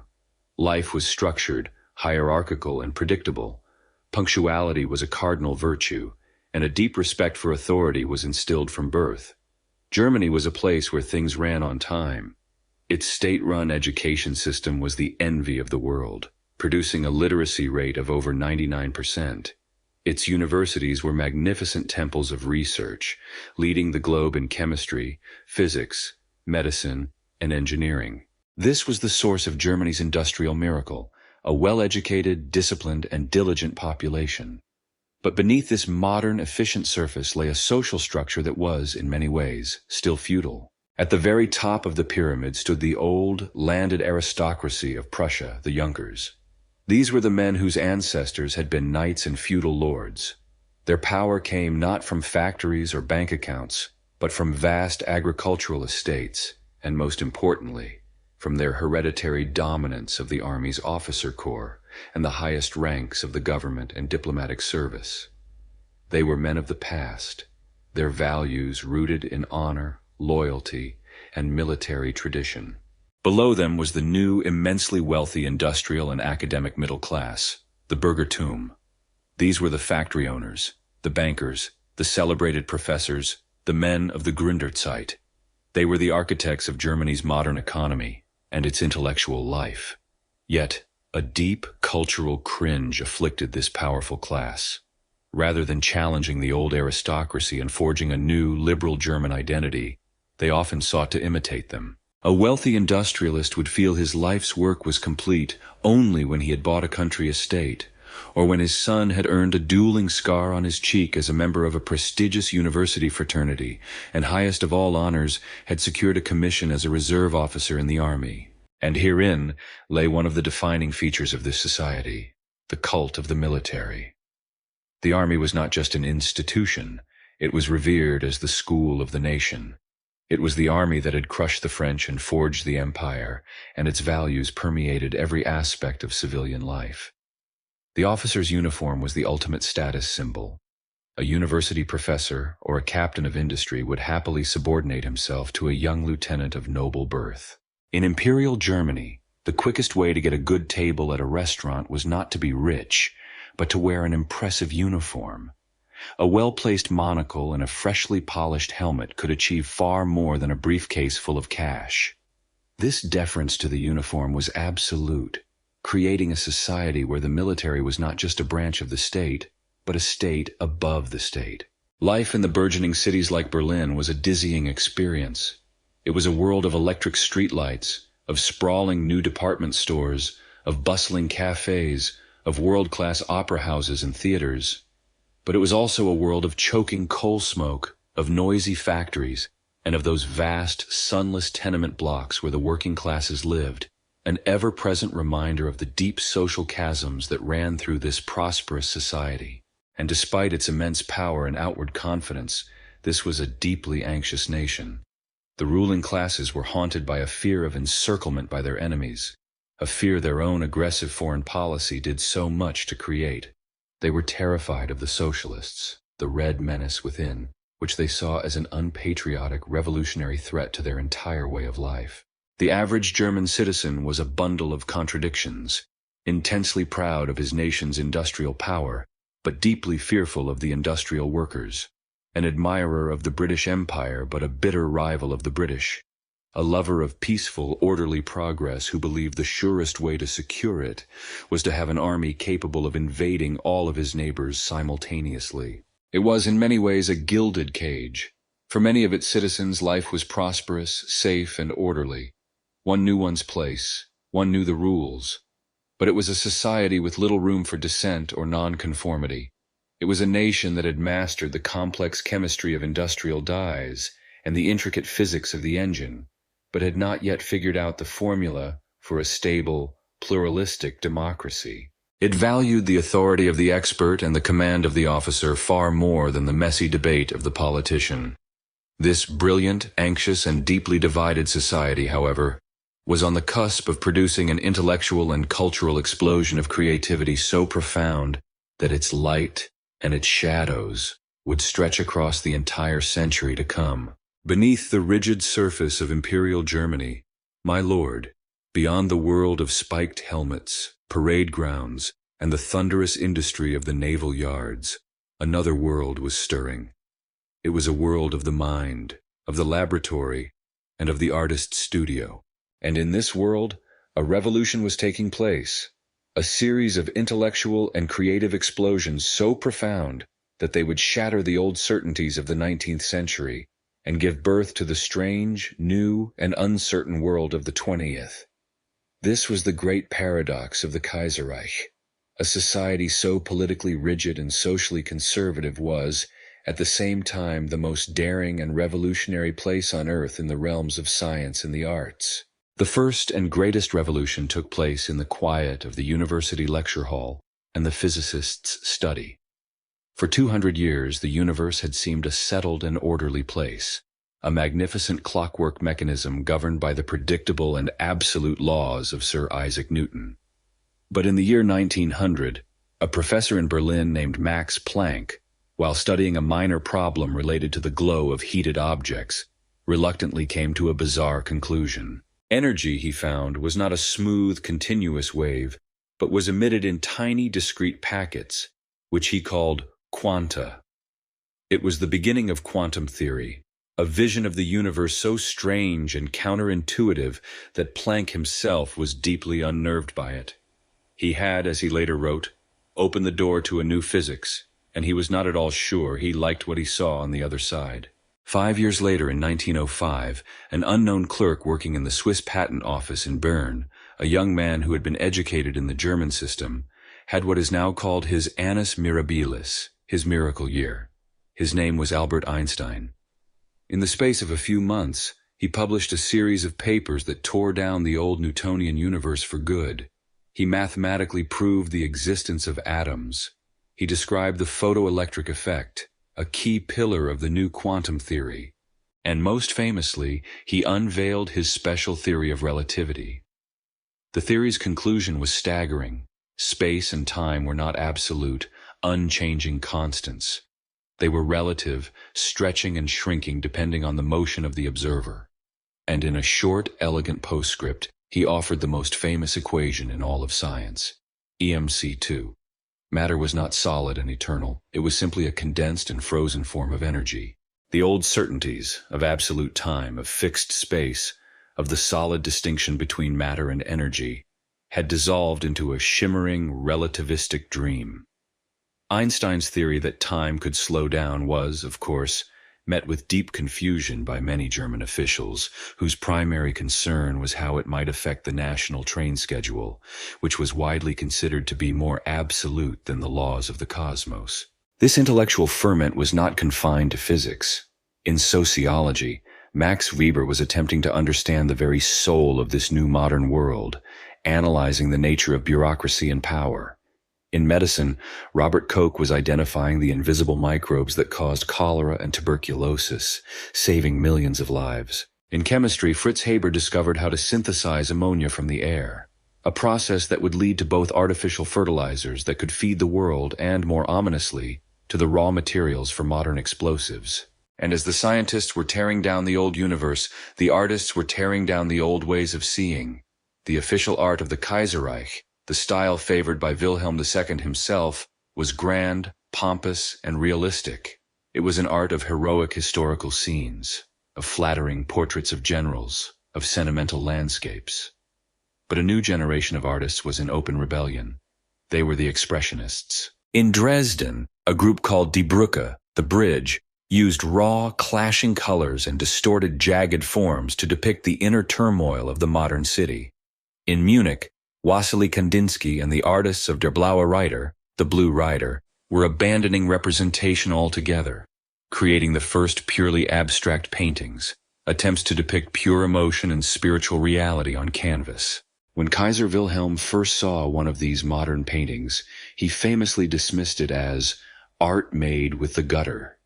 The artists, in turn, considered the Kaiser's taste in art to be something one might find in a very expensive, though terribly boring gutter. So how, my lord, could this happen? How could a society that worshipped order produce such a riot of revolutionary disorder in its intellectual and cultural life? Perhaps the very rigidity of the political sphere created a kind of pressure cooker. Since avenues for political change were largely blocked, the immense energy, anxiety, and dynamism of German society was channeled into the realms where the mind was still free, into science, music, art, and philosophy. The German university system, with its strong tradition of academic freedom, created protected spaces where even the most radical ideas could be explored. The stiff, formal, and confident exterior of Wilhelmine Germany concealed a brilliant, chaotic, and churning core. This was the schizophrenic genius of the empire on the eve of its greatest test. It was a nation that produced the most advanced science and the most radical art in the world, yet was governed by a medieval-minded monarch and a militaristic caste. It was a society that was simultaneously creating the future and clinging desperately to the past. The same scientific and industrial prowess that produced Nobel Prize winners and artistic visionaries was also producing ever more efficient machine guns and ever larger artillery shells. The golden age of the German mind was taking place in the twilight of European peace. My lord, this brilliant, anxious, and powerful German society, which was in the process of remaking the very fabric of human thought, was a strange beast on the world stage. For all its genius in the laboratory and the university, its conduct in the arena of foreign policy was often marked by a clumsy and insecure arrogance. The cautious, chess-like diplomacy of Bismarck was a distant memory. The new Germany, guided by the impulsive Kaiser and his doctrine of Weltpolitik, was prone to grand theatrical gestures designed to demand respect. And nowhere was this counterproductive strategy more clearly on display than in the unlikely location of Morocco. Twice in the space of 6 years, Germany would choose this sun-baked corner of North Africa to challenge its rivals, and twice it would stumble into humiliating failure, pushing Europe ever closer to the brink of a general war. The first test came in 1905. France, for some years, had been quietly working to add the Sultanate of Morocco to its growing North African empire, and had secured the blessing of Great Britain for this venture in their new treaty of friendship, the Entente Cordiale. In Berlin, this new Anglo-French friendship was viewed with intense suspicion. The German Chancellor, Bülow, saw it as a fragile partnership, and he believed he had found the perfect issue to shatter it. Germany itself had almost no economic or strategic interest in Morocco, but that was beside the point. By challenging France's ambitions there, Bülow believed he could force the issue. Great Britain, he gambled, would never risk a conflict with mighty Germany over a colonial squabble, and would abandon its new French friends, thus breaking the Entente and re-establishing German dominance. To set his plan in motion, he needed a grand gesture. He convinced a deeply reluctant Kaiser Wilhelm II to make a state visit to the Moroccan port of Tangier. The Kaiser was a famously poor horseman, and was, by all accounts, terrified at the prospect of the visit. He was reportedly more concerned about the possibility of falling off his horse in front of the world's press than he was about the future of Franco-German relations. But his government insisted. And so, in March of 1905, the German emperor, dressed in the uniform of a Prussian field marshal, rode a magnificent white horse through the streets of Tangier and delivered a speech that set the diplomatic world on fire. He declared his support for the independence of the Sultan of Morocco, a direct challenge to France's authority. The German bluff, however, was immediately called. At a great power conference held the next year in Algeciras, Spain, Bülow's gamble spectacularly failed. Instead of abandoning France, Great Britain stood firmly by its new ally. Germany found itself diplomatically isolated, with only the decrepit Austro-Hungarian Empire offering lukewarm support. The result was a stunning humiliation. The conference affirmed France's special interests in Morocco. The Entente Cordiale, far from being shattered, had been tempered in the fire of the crisis and had emerged stronger and more resolute than ever before. 5 years later, in 1911, Berlin decided to try again. The French had used tribal uprisings as a pretext to send troops to the Moroccan capital of Fez, a clear step toward a full protectorate. This time, Germany's response was less theatrical and more overtly menacing. They dispatched a single gunboat, the SMS Panther, to the closed Moroccan port of Agadir. This Panther Leap, as it became known, was a classic act of gunboat diplomacy. The message was crude but clear. If France was to take Morocco, Germany must be given significant territorial compensation, specifically a large portion of the French Congo. It was the international equivalent of trying to hold up a bank with a strongly worded letter and a very small, very noisy pistol. The British reaction was swift and furious. They saw Germany's move for what it was, international blackmail.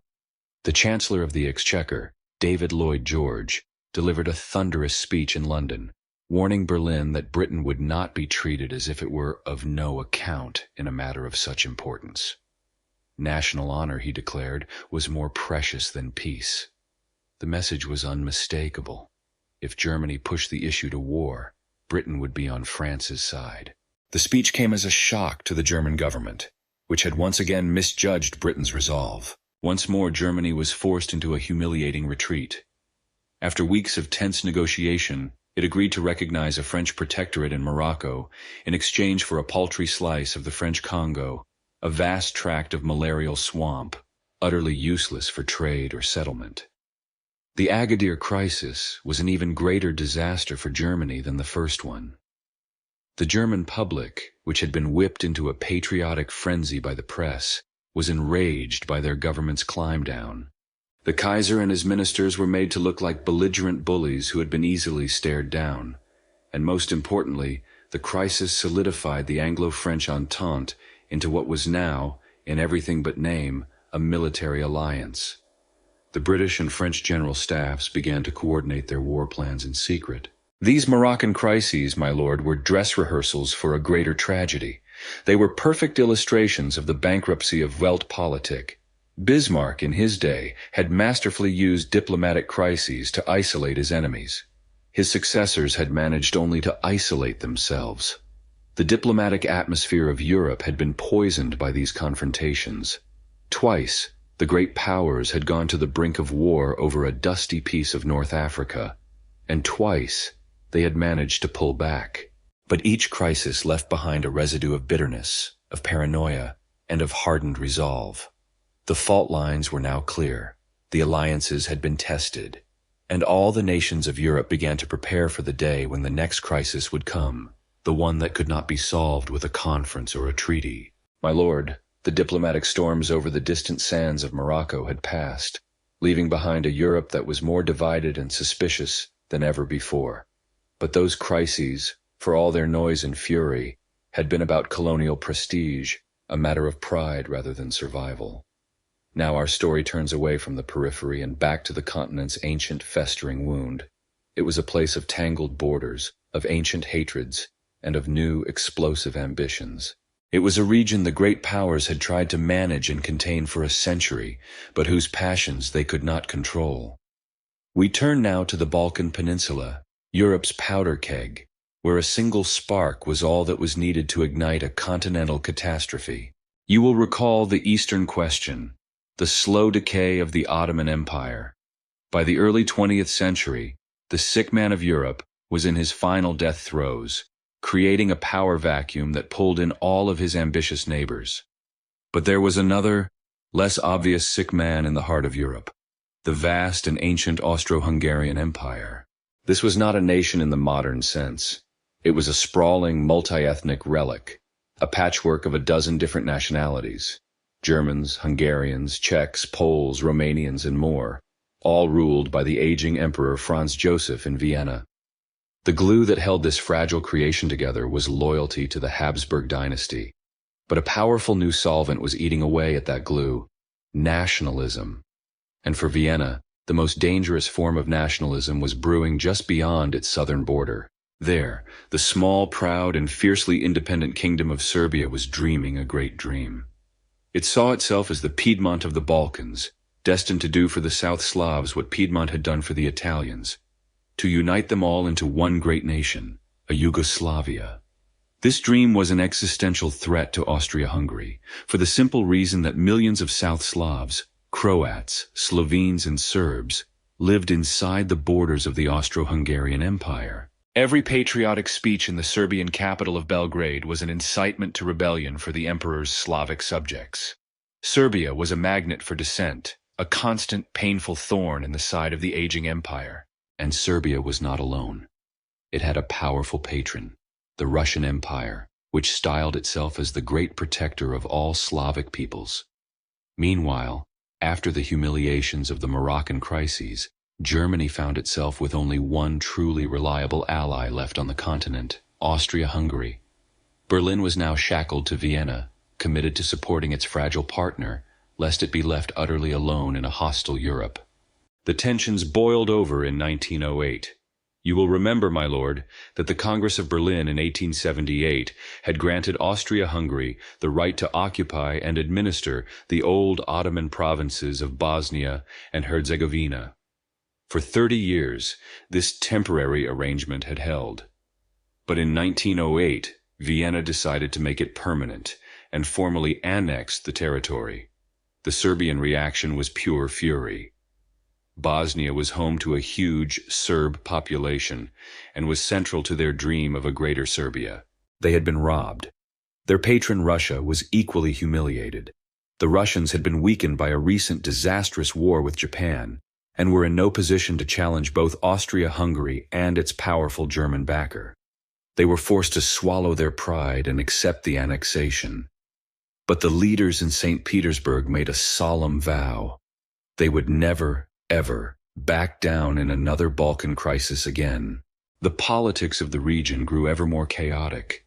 It was like a ballroom dance where the partners were constantly changing, occasionally stabbing each other in the back, and all utterly convinced that their particular dance was the only one that mattered. Then, in 1912, to the astonishment of Europe, the Balkan states briefly stopped dancing against each other and formed a league. Serbia, Bulgaria, Greece, and Montenegro joined forces and attacked the Ottoman Empire. In a few short weeks of brutal fighting, they drove the Turks almost completely out of Europe. But the Balkan League proved the old adage that there is no honor among thieves. Having successfully robbed the Ottoman Empire, they immediately fell to fighting amongst themselves over the spoils. In the Second Balkan War of 1913, Serbia and Greece soundly defeated their former ally, Bulgaria. The outcome of these bloody wars was a strategic nightmare for Vienna. Serbia had emerged as the clear winner. It had doubled its territory. Its army was now large, battle-hardened, and equipped with modern weapons, and its nationalist ambitions, fueled by victory, were burning with the heat of a furnace. The small, annoying neighbor had become a large, formidable, and utterly implacable foe. The hawks in the Austro-Hungarian government were now convinced that a final reckoning was inevitable. They believed they had to crush Serbia in a preventive war before it became too strong to defeat. And so, by the beginning of 1914, the stage was set. In the Balkans, an emboldened Serbia stared down a fearful and increasingly desperate Austria-Hungary. Behind Serbia stood Russia, still smarting from its 1908 humiliation and determined not to yield again. And behind Austria-Hungary stood Germany, grimly committed to its last real ally. The delicate balance of power that had kept the peace for so long was now gone, replaced by two rigid, hostile blocs. The complex web of alliances, once intended to prevent war, had now become a transmission mechanism for it. A conflict that started in the Balkans would not stay in the Balkans. It would, through this terrible domino effect of treaties and commitments, pull the entire continent into the abyss. All that was missing was a spark. My lord, while the storm clouds of war were gathering over the Balkan Peninsula, a strange and revealing incident took place within Germany itself. It was a small-town affair, a tempest in a teacup, but it held up a mirror to the German Empire in the final year of peace, and the reflection it showed was a deeply troubling one. It was a story not of grand strategy or international intrigue, but of military arrogance, civilian powerlessness, and the deep, dangerous cracks that ran through the very foundation of the Kaiser's Reich. This was the Zabern affair. Our story takes place in the town of Zabern, or Saverne as the French call it.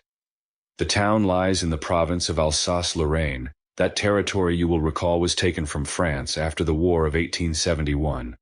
For more than 40 years, it had been a part of the German Empire, but its people, who spoke their own German dialect or French, had never truly warmed to the often heavy-handed rule of their Prussian masters. It was a place of simmering resentment, a region where the army garrison and the local population viewed each other with mutual suspicion.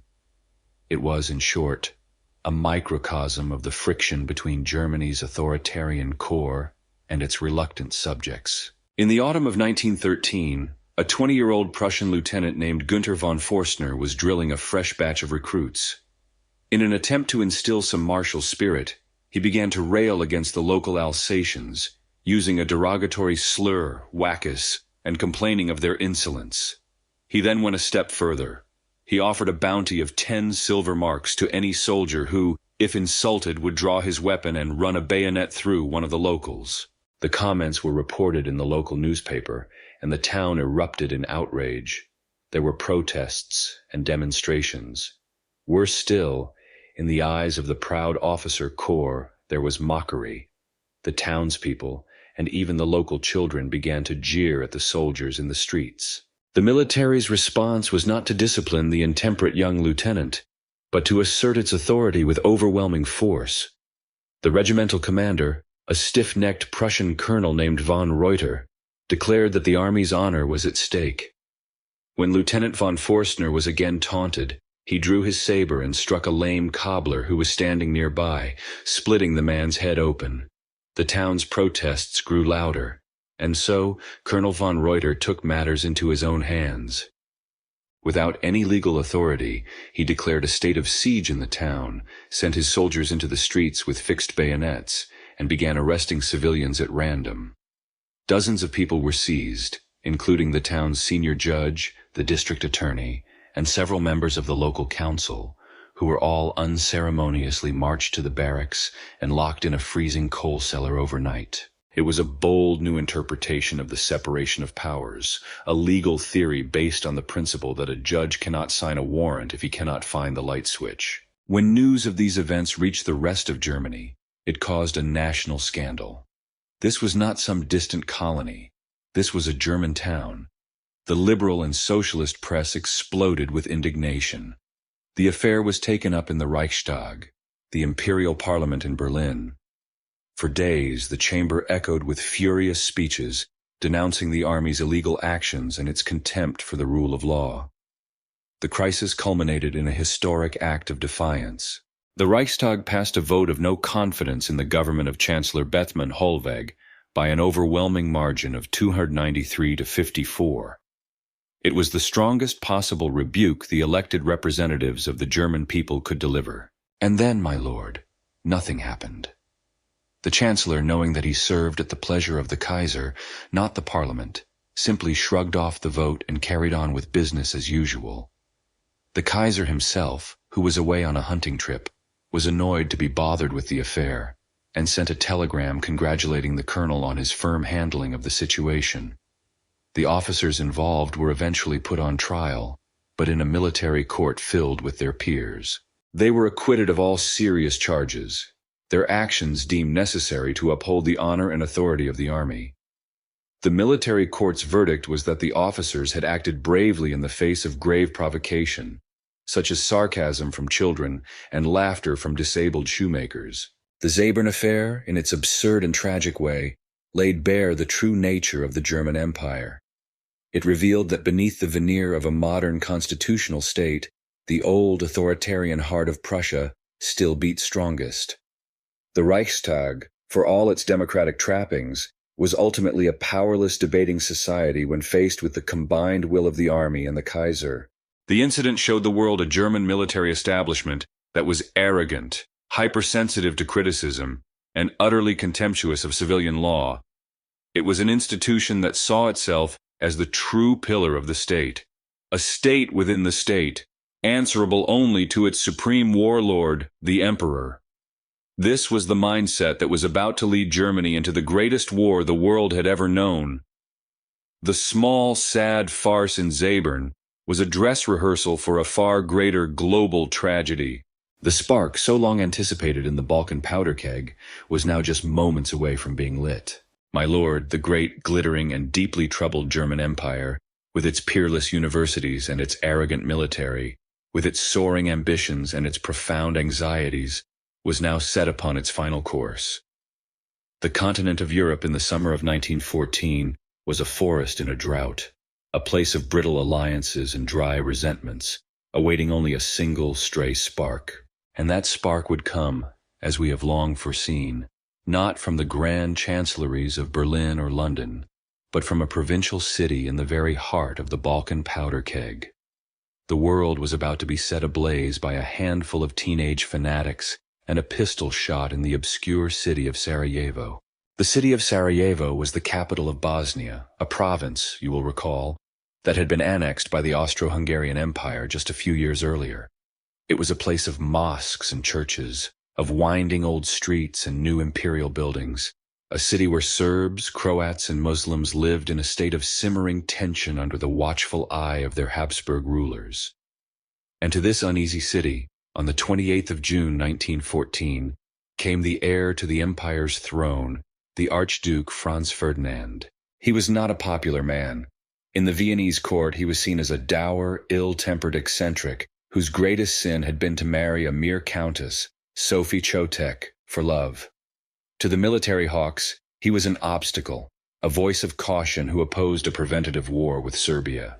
And ironically, to the Serbian nationalists, he was also a threat, for he was a moderate who believed in granting more rights and autonomy to the Slavic peoples of the empire. A contented Slavic population, you see, would have no desire to be liberated by Serbia, and this made his policy of reform more dangerous to their cause than any repression.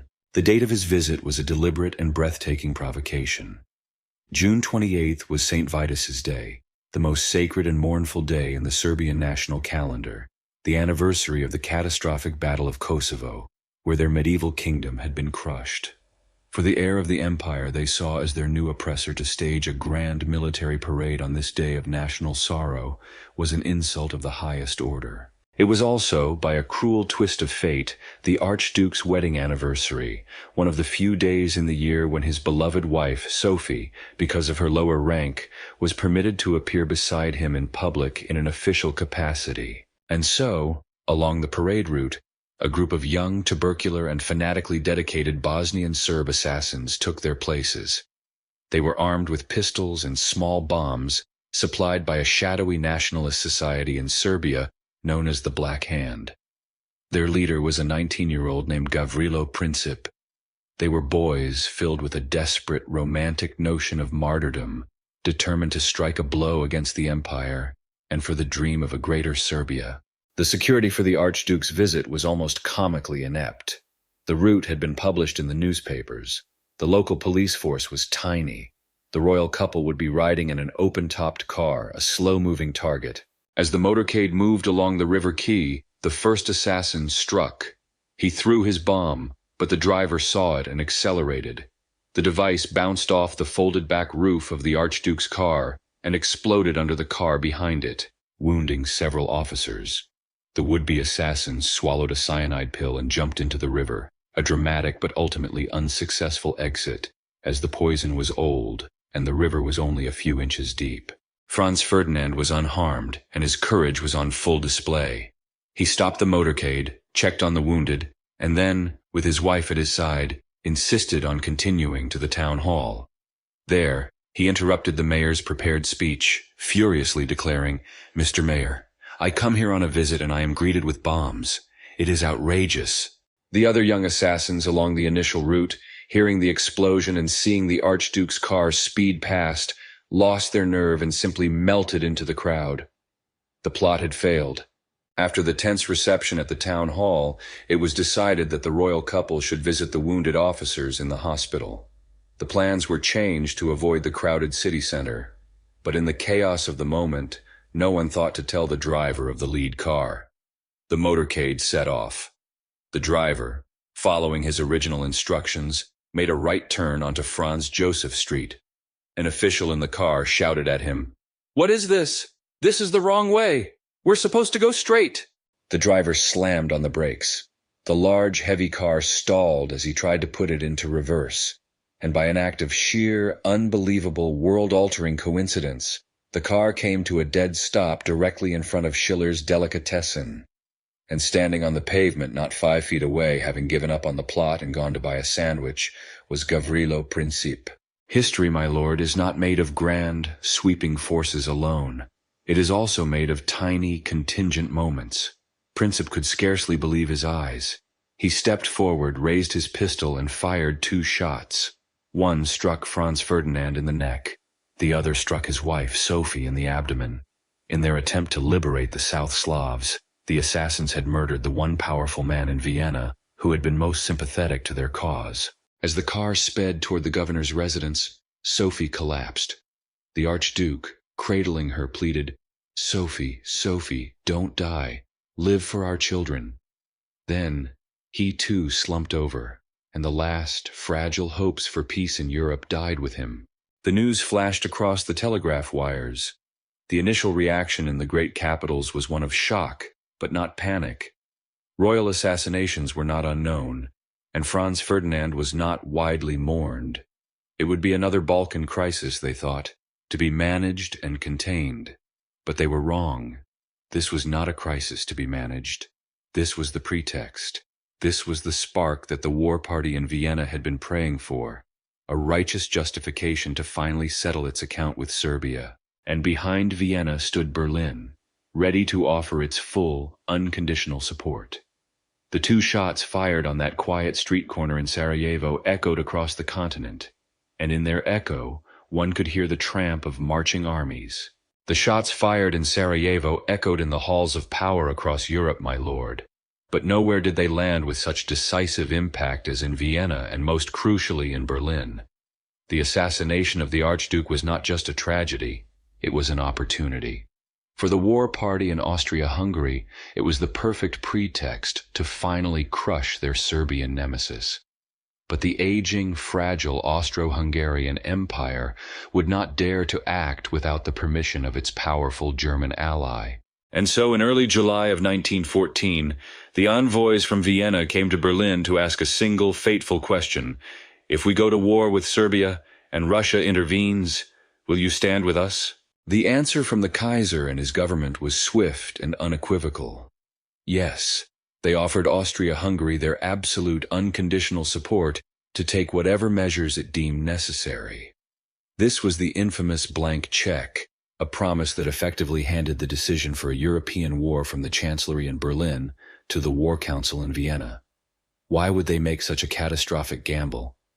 They were driven by a cocktail of fear and fatalism. They feared their only ally, Austria-Hungary, was on the verge of collapse and had to be saved at any cost. They feared the growing power of Russia. Their generals argued that it was better to fight a war now, while they still had a chance of winning, than to wait a few years until the Russian army had completed its modernization. And deep down, many in the German elite believed that a short, victorious war would act as a kind of national therapy, purging the country of its internal divisions and rallying the people around the throne. They rolled the dice on the future of Europe.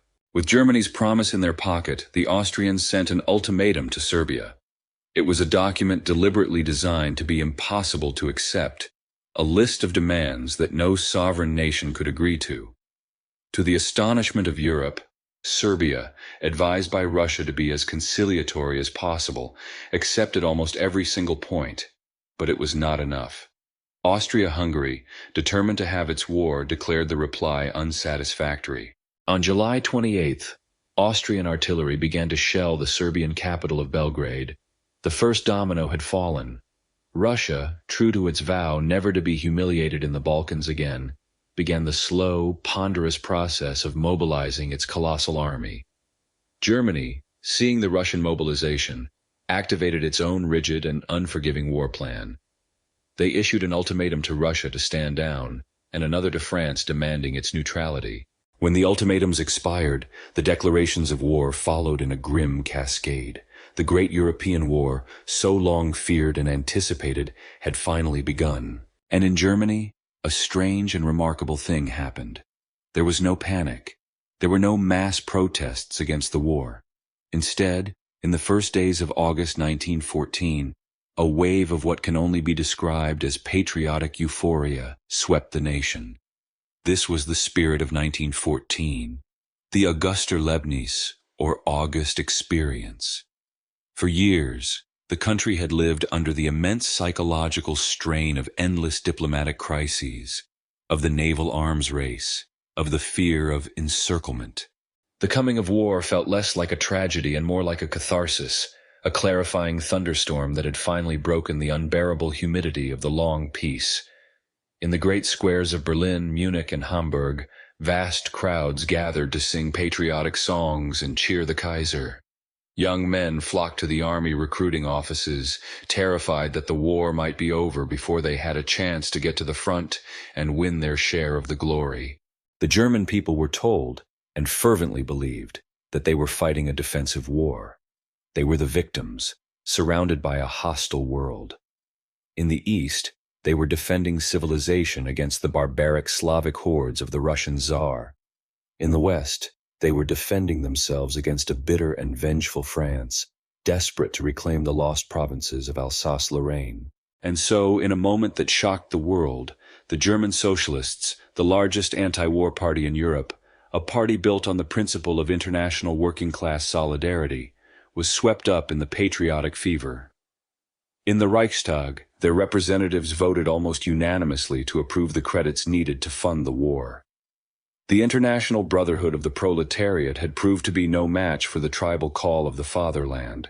All the deep, bitter divisions of German society seemed to vanish overnight.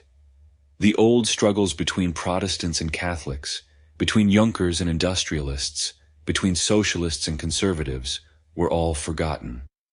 From the balcony of his palace in Berlin, the Kaiser declared, "I no longer know any parties or confessions. Today we are all German brothers." This was the Burgfrieden, the castle peace, a political truce in which all Germans would unite to defend the nation, as if they were a single family defending their fortress. To those who lived through it, this sudden sacred sense of national unity was a beautiful and intoxicating dream. But it was a dream, my lord, that did not reflect the whole reality. The cheering crowds in the cities were real, but so were the silent tears in the countryside, where women watched their sons and husbands march away, leaving the harvest to rot in the fields. The enthusiasm was loudest among the educated middle classes. In the working-class districts, the mood was often one of grim resignation. And on all sides of this conflict, the soldiers marching off to the front shared one final, catastrophic delusion. They told their families that it would all be over quickly, a glorious, dashing adventure. They would be home, they promised, before the leaves fall. Home by Christmas. No one, in their wildest and most terrible nightmares, could have imagined the years of industrial slaughter that awaited them. And so the trains, garlanded with flowers and chalked with patriotic slogans, began to roll out of the stations, carrying a generation of young men toward the fields of Belgium and France. The spirit of 1914 was a powerful fever. But the fever was about to break, and the nightmare was about to begin. My lord, the flower-decked trains of August 1914 rolled out of the stations across Germany, carrying a generation of young men who believed they were embarking on a great and glorious adventure. But they were not merely passengers on a train. They were cogs in a vast and intricate machine, a machine that had been designed for a single purpose: to deliver a swift and total victory.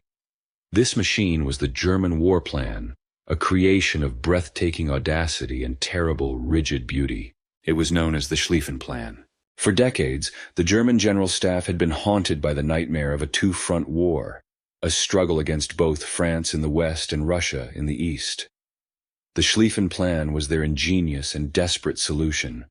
It was a gamble of colossal proportions, a plan that operated on a strict and unforgiving timetable. The logic was simple. Russia, with its vast territory and primitive railway system, would take at least 6 weeks to fully mobilize its army. France, therefore, had to be defeated within those 6 weeks. To achieve this, the plan called for the bulk of the German army to ignore the heavily fortified Franco-German border and instead execute a gigantic, wheeling right hook through the flat plains of neutral Belgium. This great northern wing would sweep down past Paris, encircle the entire French army from behind, and crush it against the border. Then, the victorious legions would be rushed east on Germany's magnificent railway network to confront the slow-moving Russian bear. It was a plan that required perfect timing, immense logistical precision, and crucially, that nothing go wrong. In the first days of August, the machine was set in motion. The German armies crossed the border into Belgium. This violation of a neutral country, whose sovereignty Germany itself had guaranteed by treaty, was the act that finally brought the British Empire into the war. The German High Command had dismissed the small British army with contempt, but the invasion of brave little Belgium proved to be a priceless propaganda gift for the Allies. The Belgians, against all odds, put up a spirited resistance, slowing the German advance for a few crucial days.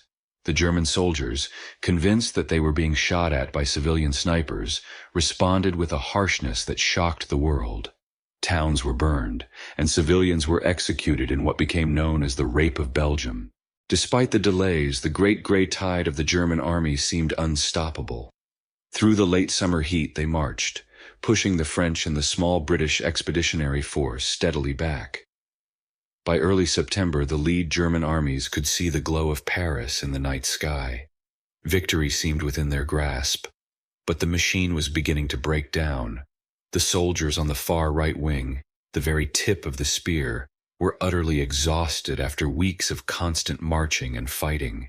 Their supply lines were stretched to the breaking point, and the German commander, Helmuth von Moltke the Younger, a man who lacked the iron nerve of his famous uncle, had made a fatal error.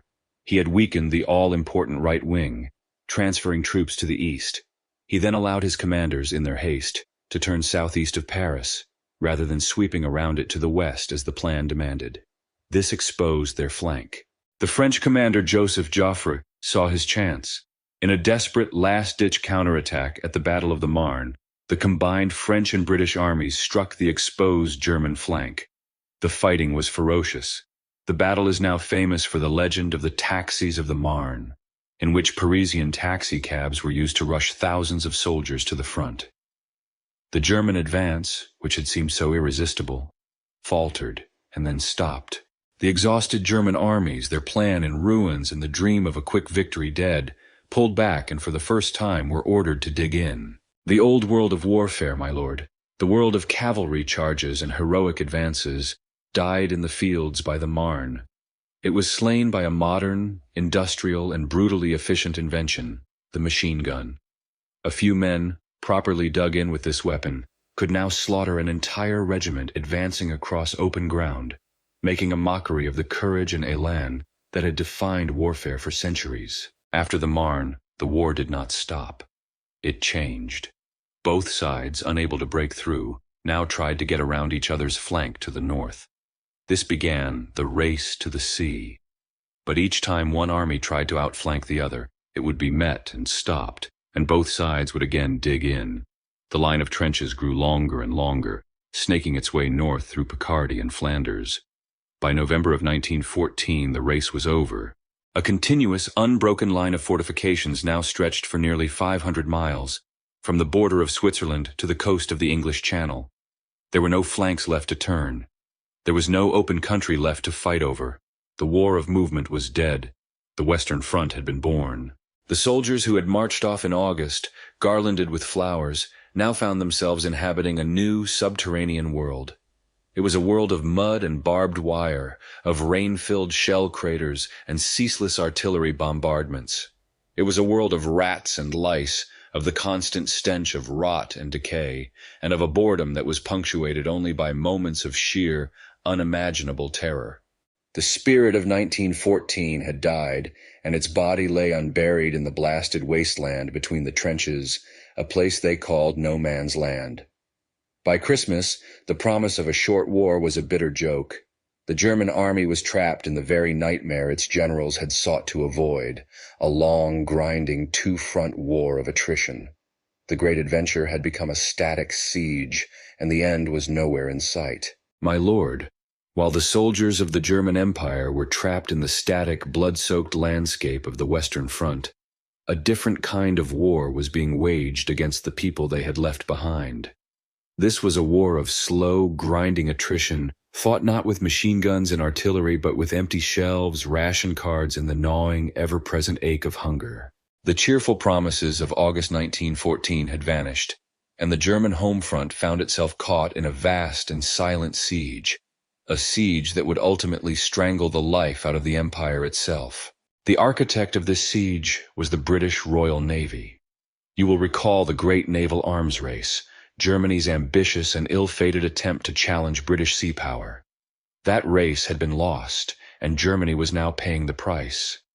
While the German army was the undisputed master of the European continent, its navy was largely bottled up in its ports, unable to break the stranglehold of the much larger British fleet. And the British used their command of the seas to wield their most powerful and cruelest weapon, a distant naval blockade. This blockade was like an invisible wall erected around Germany, cutting it off from the rest of the world. It stopped not only weapons and military supplies, but the very things a modern industrial nation needs to survive: food, fertilizers for its farms, rubber, cotton, and oil. Before the war, Germany had imported nearly a third of its food. Now, it was on its own. The war was no longer just a struggle between armies. It had become a contest between whole societies, and the question was whose people would starve first. Life in Germany was utterly transformed. The brilliant, organized mind of the German state turned to creating a self-sufficient war economy. This was the age of ersatz, or substitute goods. It was a time of grim and often unpalatable ingenuity. The rich aroma of coffee was a memory, replaced by a bitter brew made from roasted acorns, barley, or tree bark. Bread, the staple of the German diet, was no longer made just of wheat or rye, but was bulked up with potatoes, oats, and eventually sawdust. Sausages, a source of national pride, were patted out with flour and water until they were more like a seasoned paste. The same chemical genius that had produced world-changing discoveries before the war was now dedicated to finding ways to make paper into cloth and coal tar into soap. At first, it was a matter of inconvenience and patriotic sacrifice. But as the war dragged on, year after bloody year, the inconvenience became a desperate daily struggle. The government introduced a complex system of rationing. Every citizen was issued a book of cards with tiny stamps that entitled them to a meager weekly portion of bread, meat, fat, and sugar. Life became an endless series of queues, of waiting for hours in the cold for a few potatoes or a small piece of sinewy meat. And often after hours of waiting, the shops would be empty. The breaking point came in the winter of 1916 to 1917. The potato harvest, crippled by bad weather and a lack of fertilizer, had failed. The only food available in any real quantity was a vegetable that, before the war, had been grown almost exclusively as food for livestock, the humble turnip. This became known as the Steck-Reuben-Winter, the turnip winter. For months, the diet of millions of Germans consisted of almost nothing but turnips. There was turnip soup, turnip bread, turnip cutlets, even a vile coffee substitute made from dried turnips. To make matters worse, a lack of coal meant that homes, schools, and offices went unheated through the bitter cold. Sickness, influenza, pneumonia, tuberculosis, spread like wildfire through the malnourished and freezing population. The civilian death rate soared. The children born during these years would be a stunted, sickly generation. This shared suffering did not bring the nation together. It tore it apart. The sacred unity of 1914, the Bergfrieden, was shattered. The patriotic dream had become a nightmare of hunger and cold. In the cities, angry women unable to feed their children began to stage food riots. In the munitions factories, strikes, which had been considered treasonous at the start of the war, became more and more common. The Kaiser's promise that he knew only Germans now rang with a bitter, hollow irony. The poor in the cities accused the farmers in the country of hoarding food. The workers saw industrialists making vast fortunes from war contracts, while their own families starved. The soldiers on leave were shocked to find a homeland that was grim, hungry, and resentful. As the civilian government lost control, real power in the state shifted to the military's Supreme Army Command, led by the grim wooden figure of Field Marshal Paul von Hindenburg and his brilliant but ruthless deputy, General Erich Ludendorff. By 1917, these two generals were the effective dictators of Germany, controlling the economy, politics, and every aspect of civilian life. The military arrogance that had been revealed in the Zabern affair before the war had now swallowed the entire state. But even their iron will could not create bread from turnips. The home front was collapsing. The empire, besieged from without, was now beginning to rot from within. My lord, the German people were starving. The great war machine that had marched so confidently in 1914 was now, in the autumn of 1918, sputtering to a halt. Its fuel tanks empty, its soldiers exhausted beyond measure. The spirit of 1914 was a ghost, and the home front, which you will recall had been slowly strangled by the British blockade, was a cauldron of misery and discontent. The end of the German Empire was now at hand, not from a final glorious battle, but from a quiet internal collapse. The final act had begun in the spring. Freed from the war in the East by Russia's collapse into revolution, Germany's military dictator, General Ludendorff, had gathered every last man and every last gun for one final titanic gamble on the Western Front. It was the Kaiserschlacht, the Emperor's battle, a desperate offensive to break the Allied lines before the armies of the United States could arrive in decisive numbers. The German soldiers attacked with ferocious courage, and for a time, they advanced. But the line did not break. The Allies bent, but held. And by summer, the offensive had exhausted itself, having bled the German army of its last reserves. Now, with fresh American troops pouring into France by the hundreds of thousands, the tide turned. The Allied counterattack began, and the German army was pushed into a steady, grinding, and irreversible retreat. In late September, in his headquarters in Spa, Belgium, the iron nerve of General Ludendorff finally snapped. The war, he suddenly realized with chilling clarity, was lost. But in this moment of defeat, he conceived of one last, cynical masterpiece of political manipulation. He went to the Kaiser and told him that Germany must seek an immediate armistice. But he argued, to get more favorable terms from the American President Woodrow Wilson, Germany must first transform itself into a democracy. And so began the revolution from above. Ludendorff, the arch-autocrat, demanded that the Kaiser hand power over to the civilian parties in the Reichstag. His motive was not a sudden conversion to democratic ideals. It was a cold and calculated act of self-preservation. He wanted the democratic politicians, especially the socialists he had always despised, to be the ones who would have to sign the surrender. The army, he could then claim, was never truly defeated, but had been stabbed in the back by treacherous politicians at home. He was laying the foundation for a poisonous myth that would haunt Germany for years to come. While this political maneuvering was happening at the top, the true revolution was about to erupt from below. In the last days of October, with the new government already trying to negotiate a peace, the admirals of the German High Seas Fleet, sitting in their port in Kiel, decided on an act of glorious madness. Without consulting anyone in Berlin, they ordered the fleet to sail out for a final suicidal death ride against the Royal Navy. It was to be a last defiant gesture to save the Navy's honor.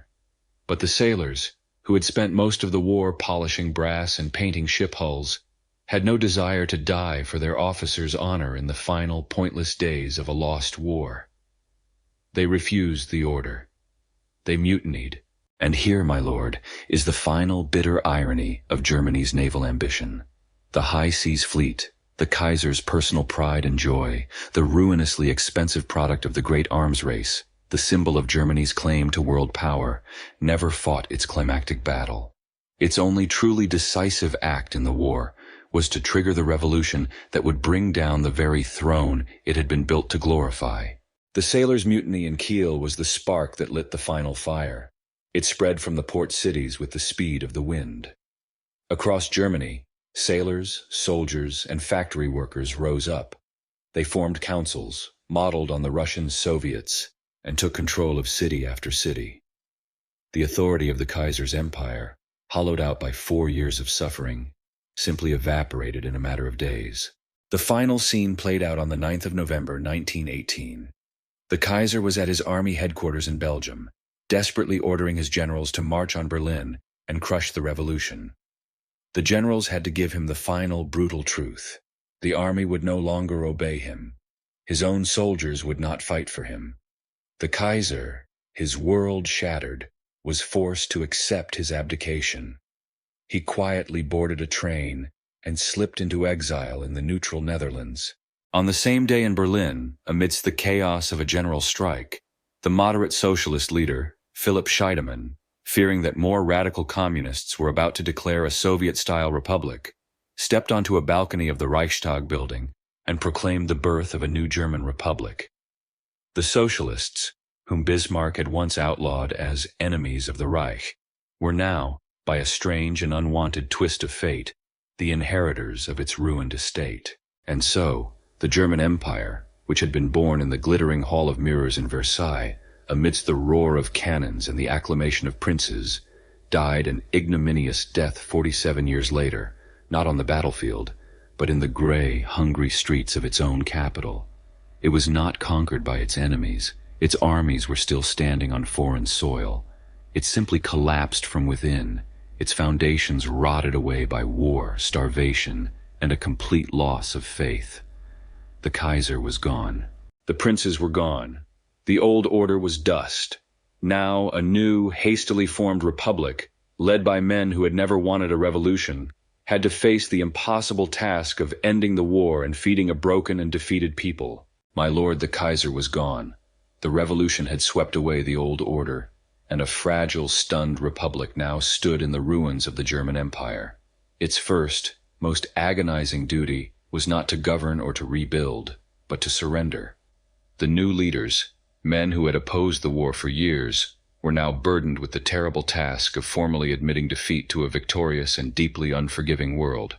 The war of armies was over, but the war of wills was not, and Germany was about to learn the price of losing. The end of the fighting came in a lonely railway carriage, parked in the middle of the forest of Compiègne in France.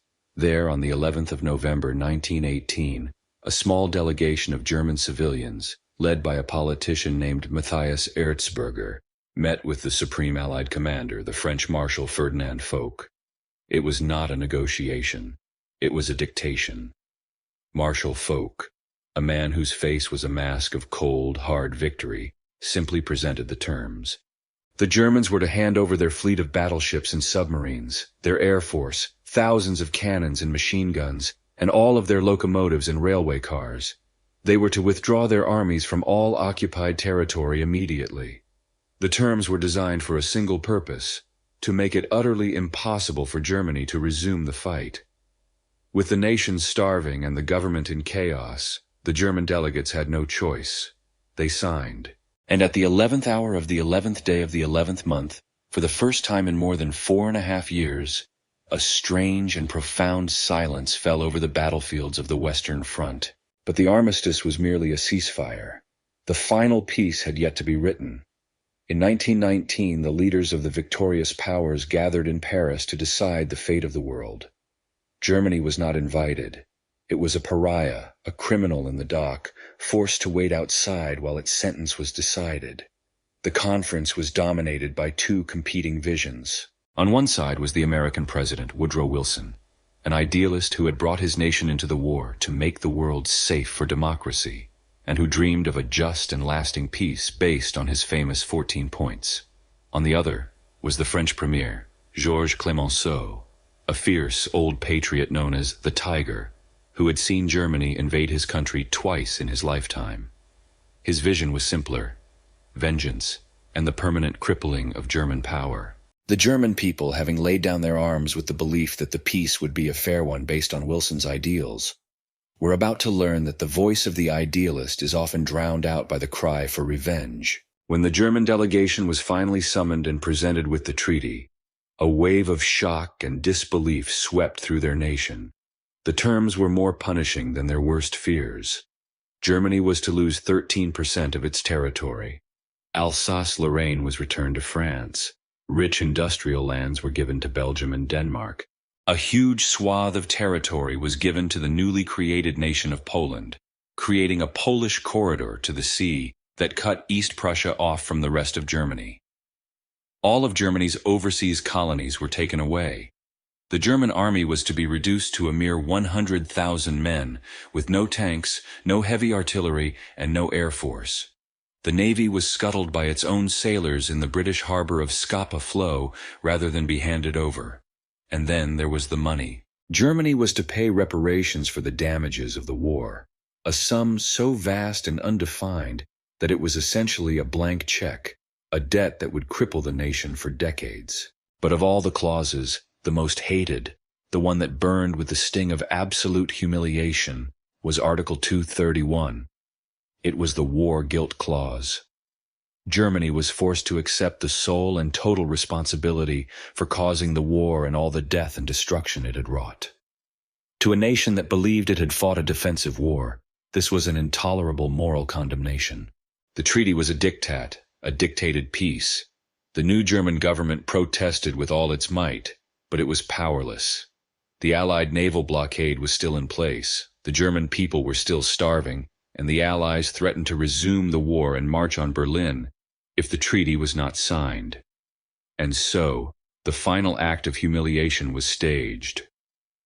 On June 28, 1919, 5 years to the day after the assassination in Sarajevo, the German delegates were escorted into the Palace of Versailles. They were led, my lord, into the Hall of Mirrors. Here, the wheel of history came full, crushing circle. This was the very room where, in a moment of supreme triumph in 1871, the German Empire had been proclaimed. The glory of that birth was now to be answered by the shame of this death. The symbolism was deliberate, and it was devastating. In the same hall where Bismarck had created an empire, two obscure German politicians, treated with the cold contempt reserved for defeated enemies, were forced to sign a treaty that dismembered it. The empire born of military victory was now being buried under a mountain of war guilt. The Great War was over.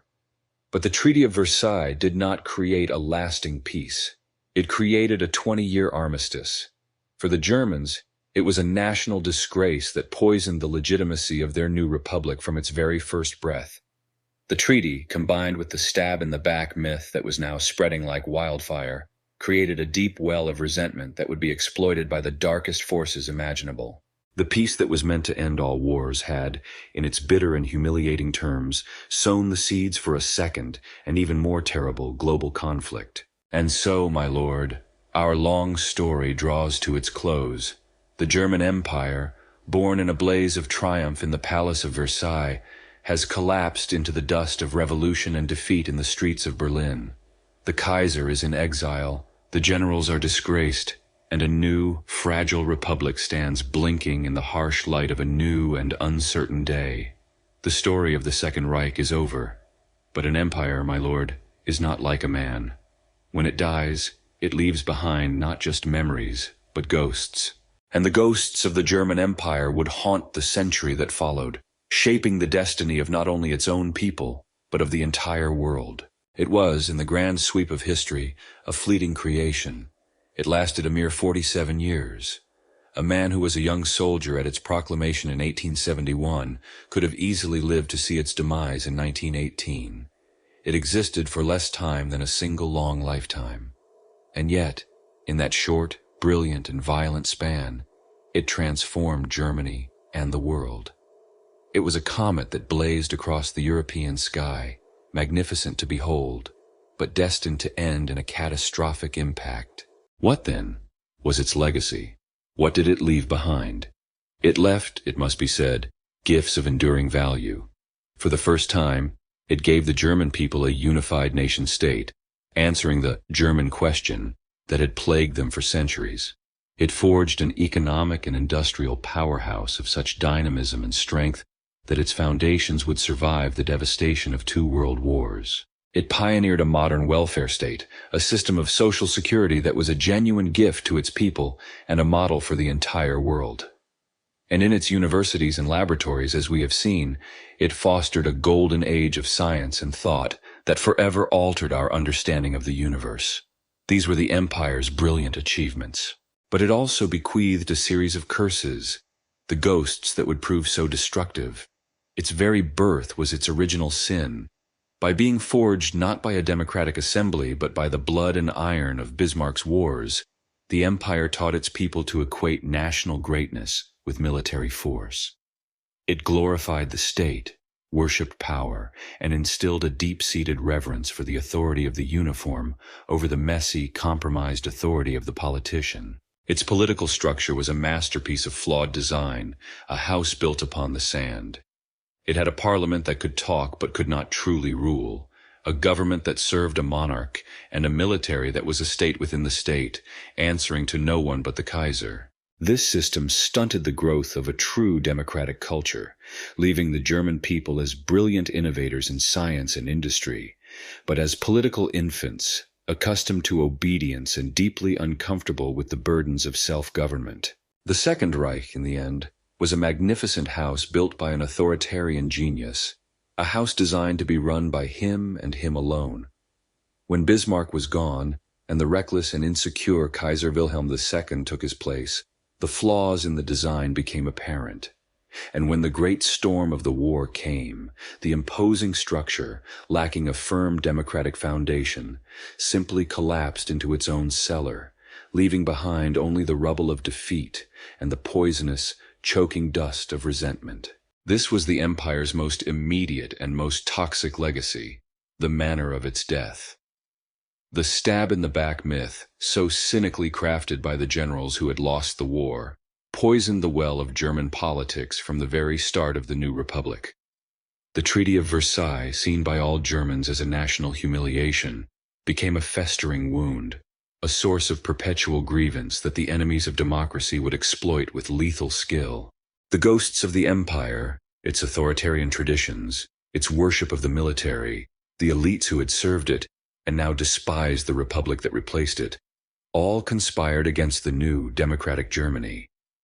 They created the perfect conditions for the rise of a movement that would promise to restore Germany's honor, to avenge the shame of Versailles, and to recapture a sense of national unity and purpose, but at a terrible, inhuman cost.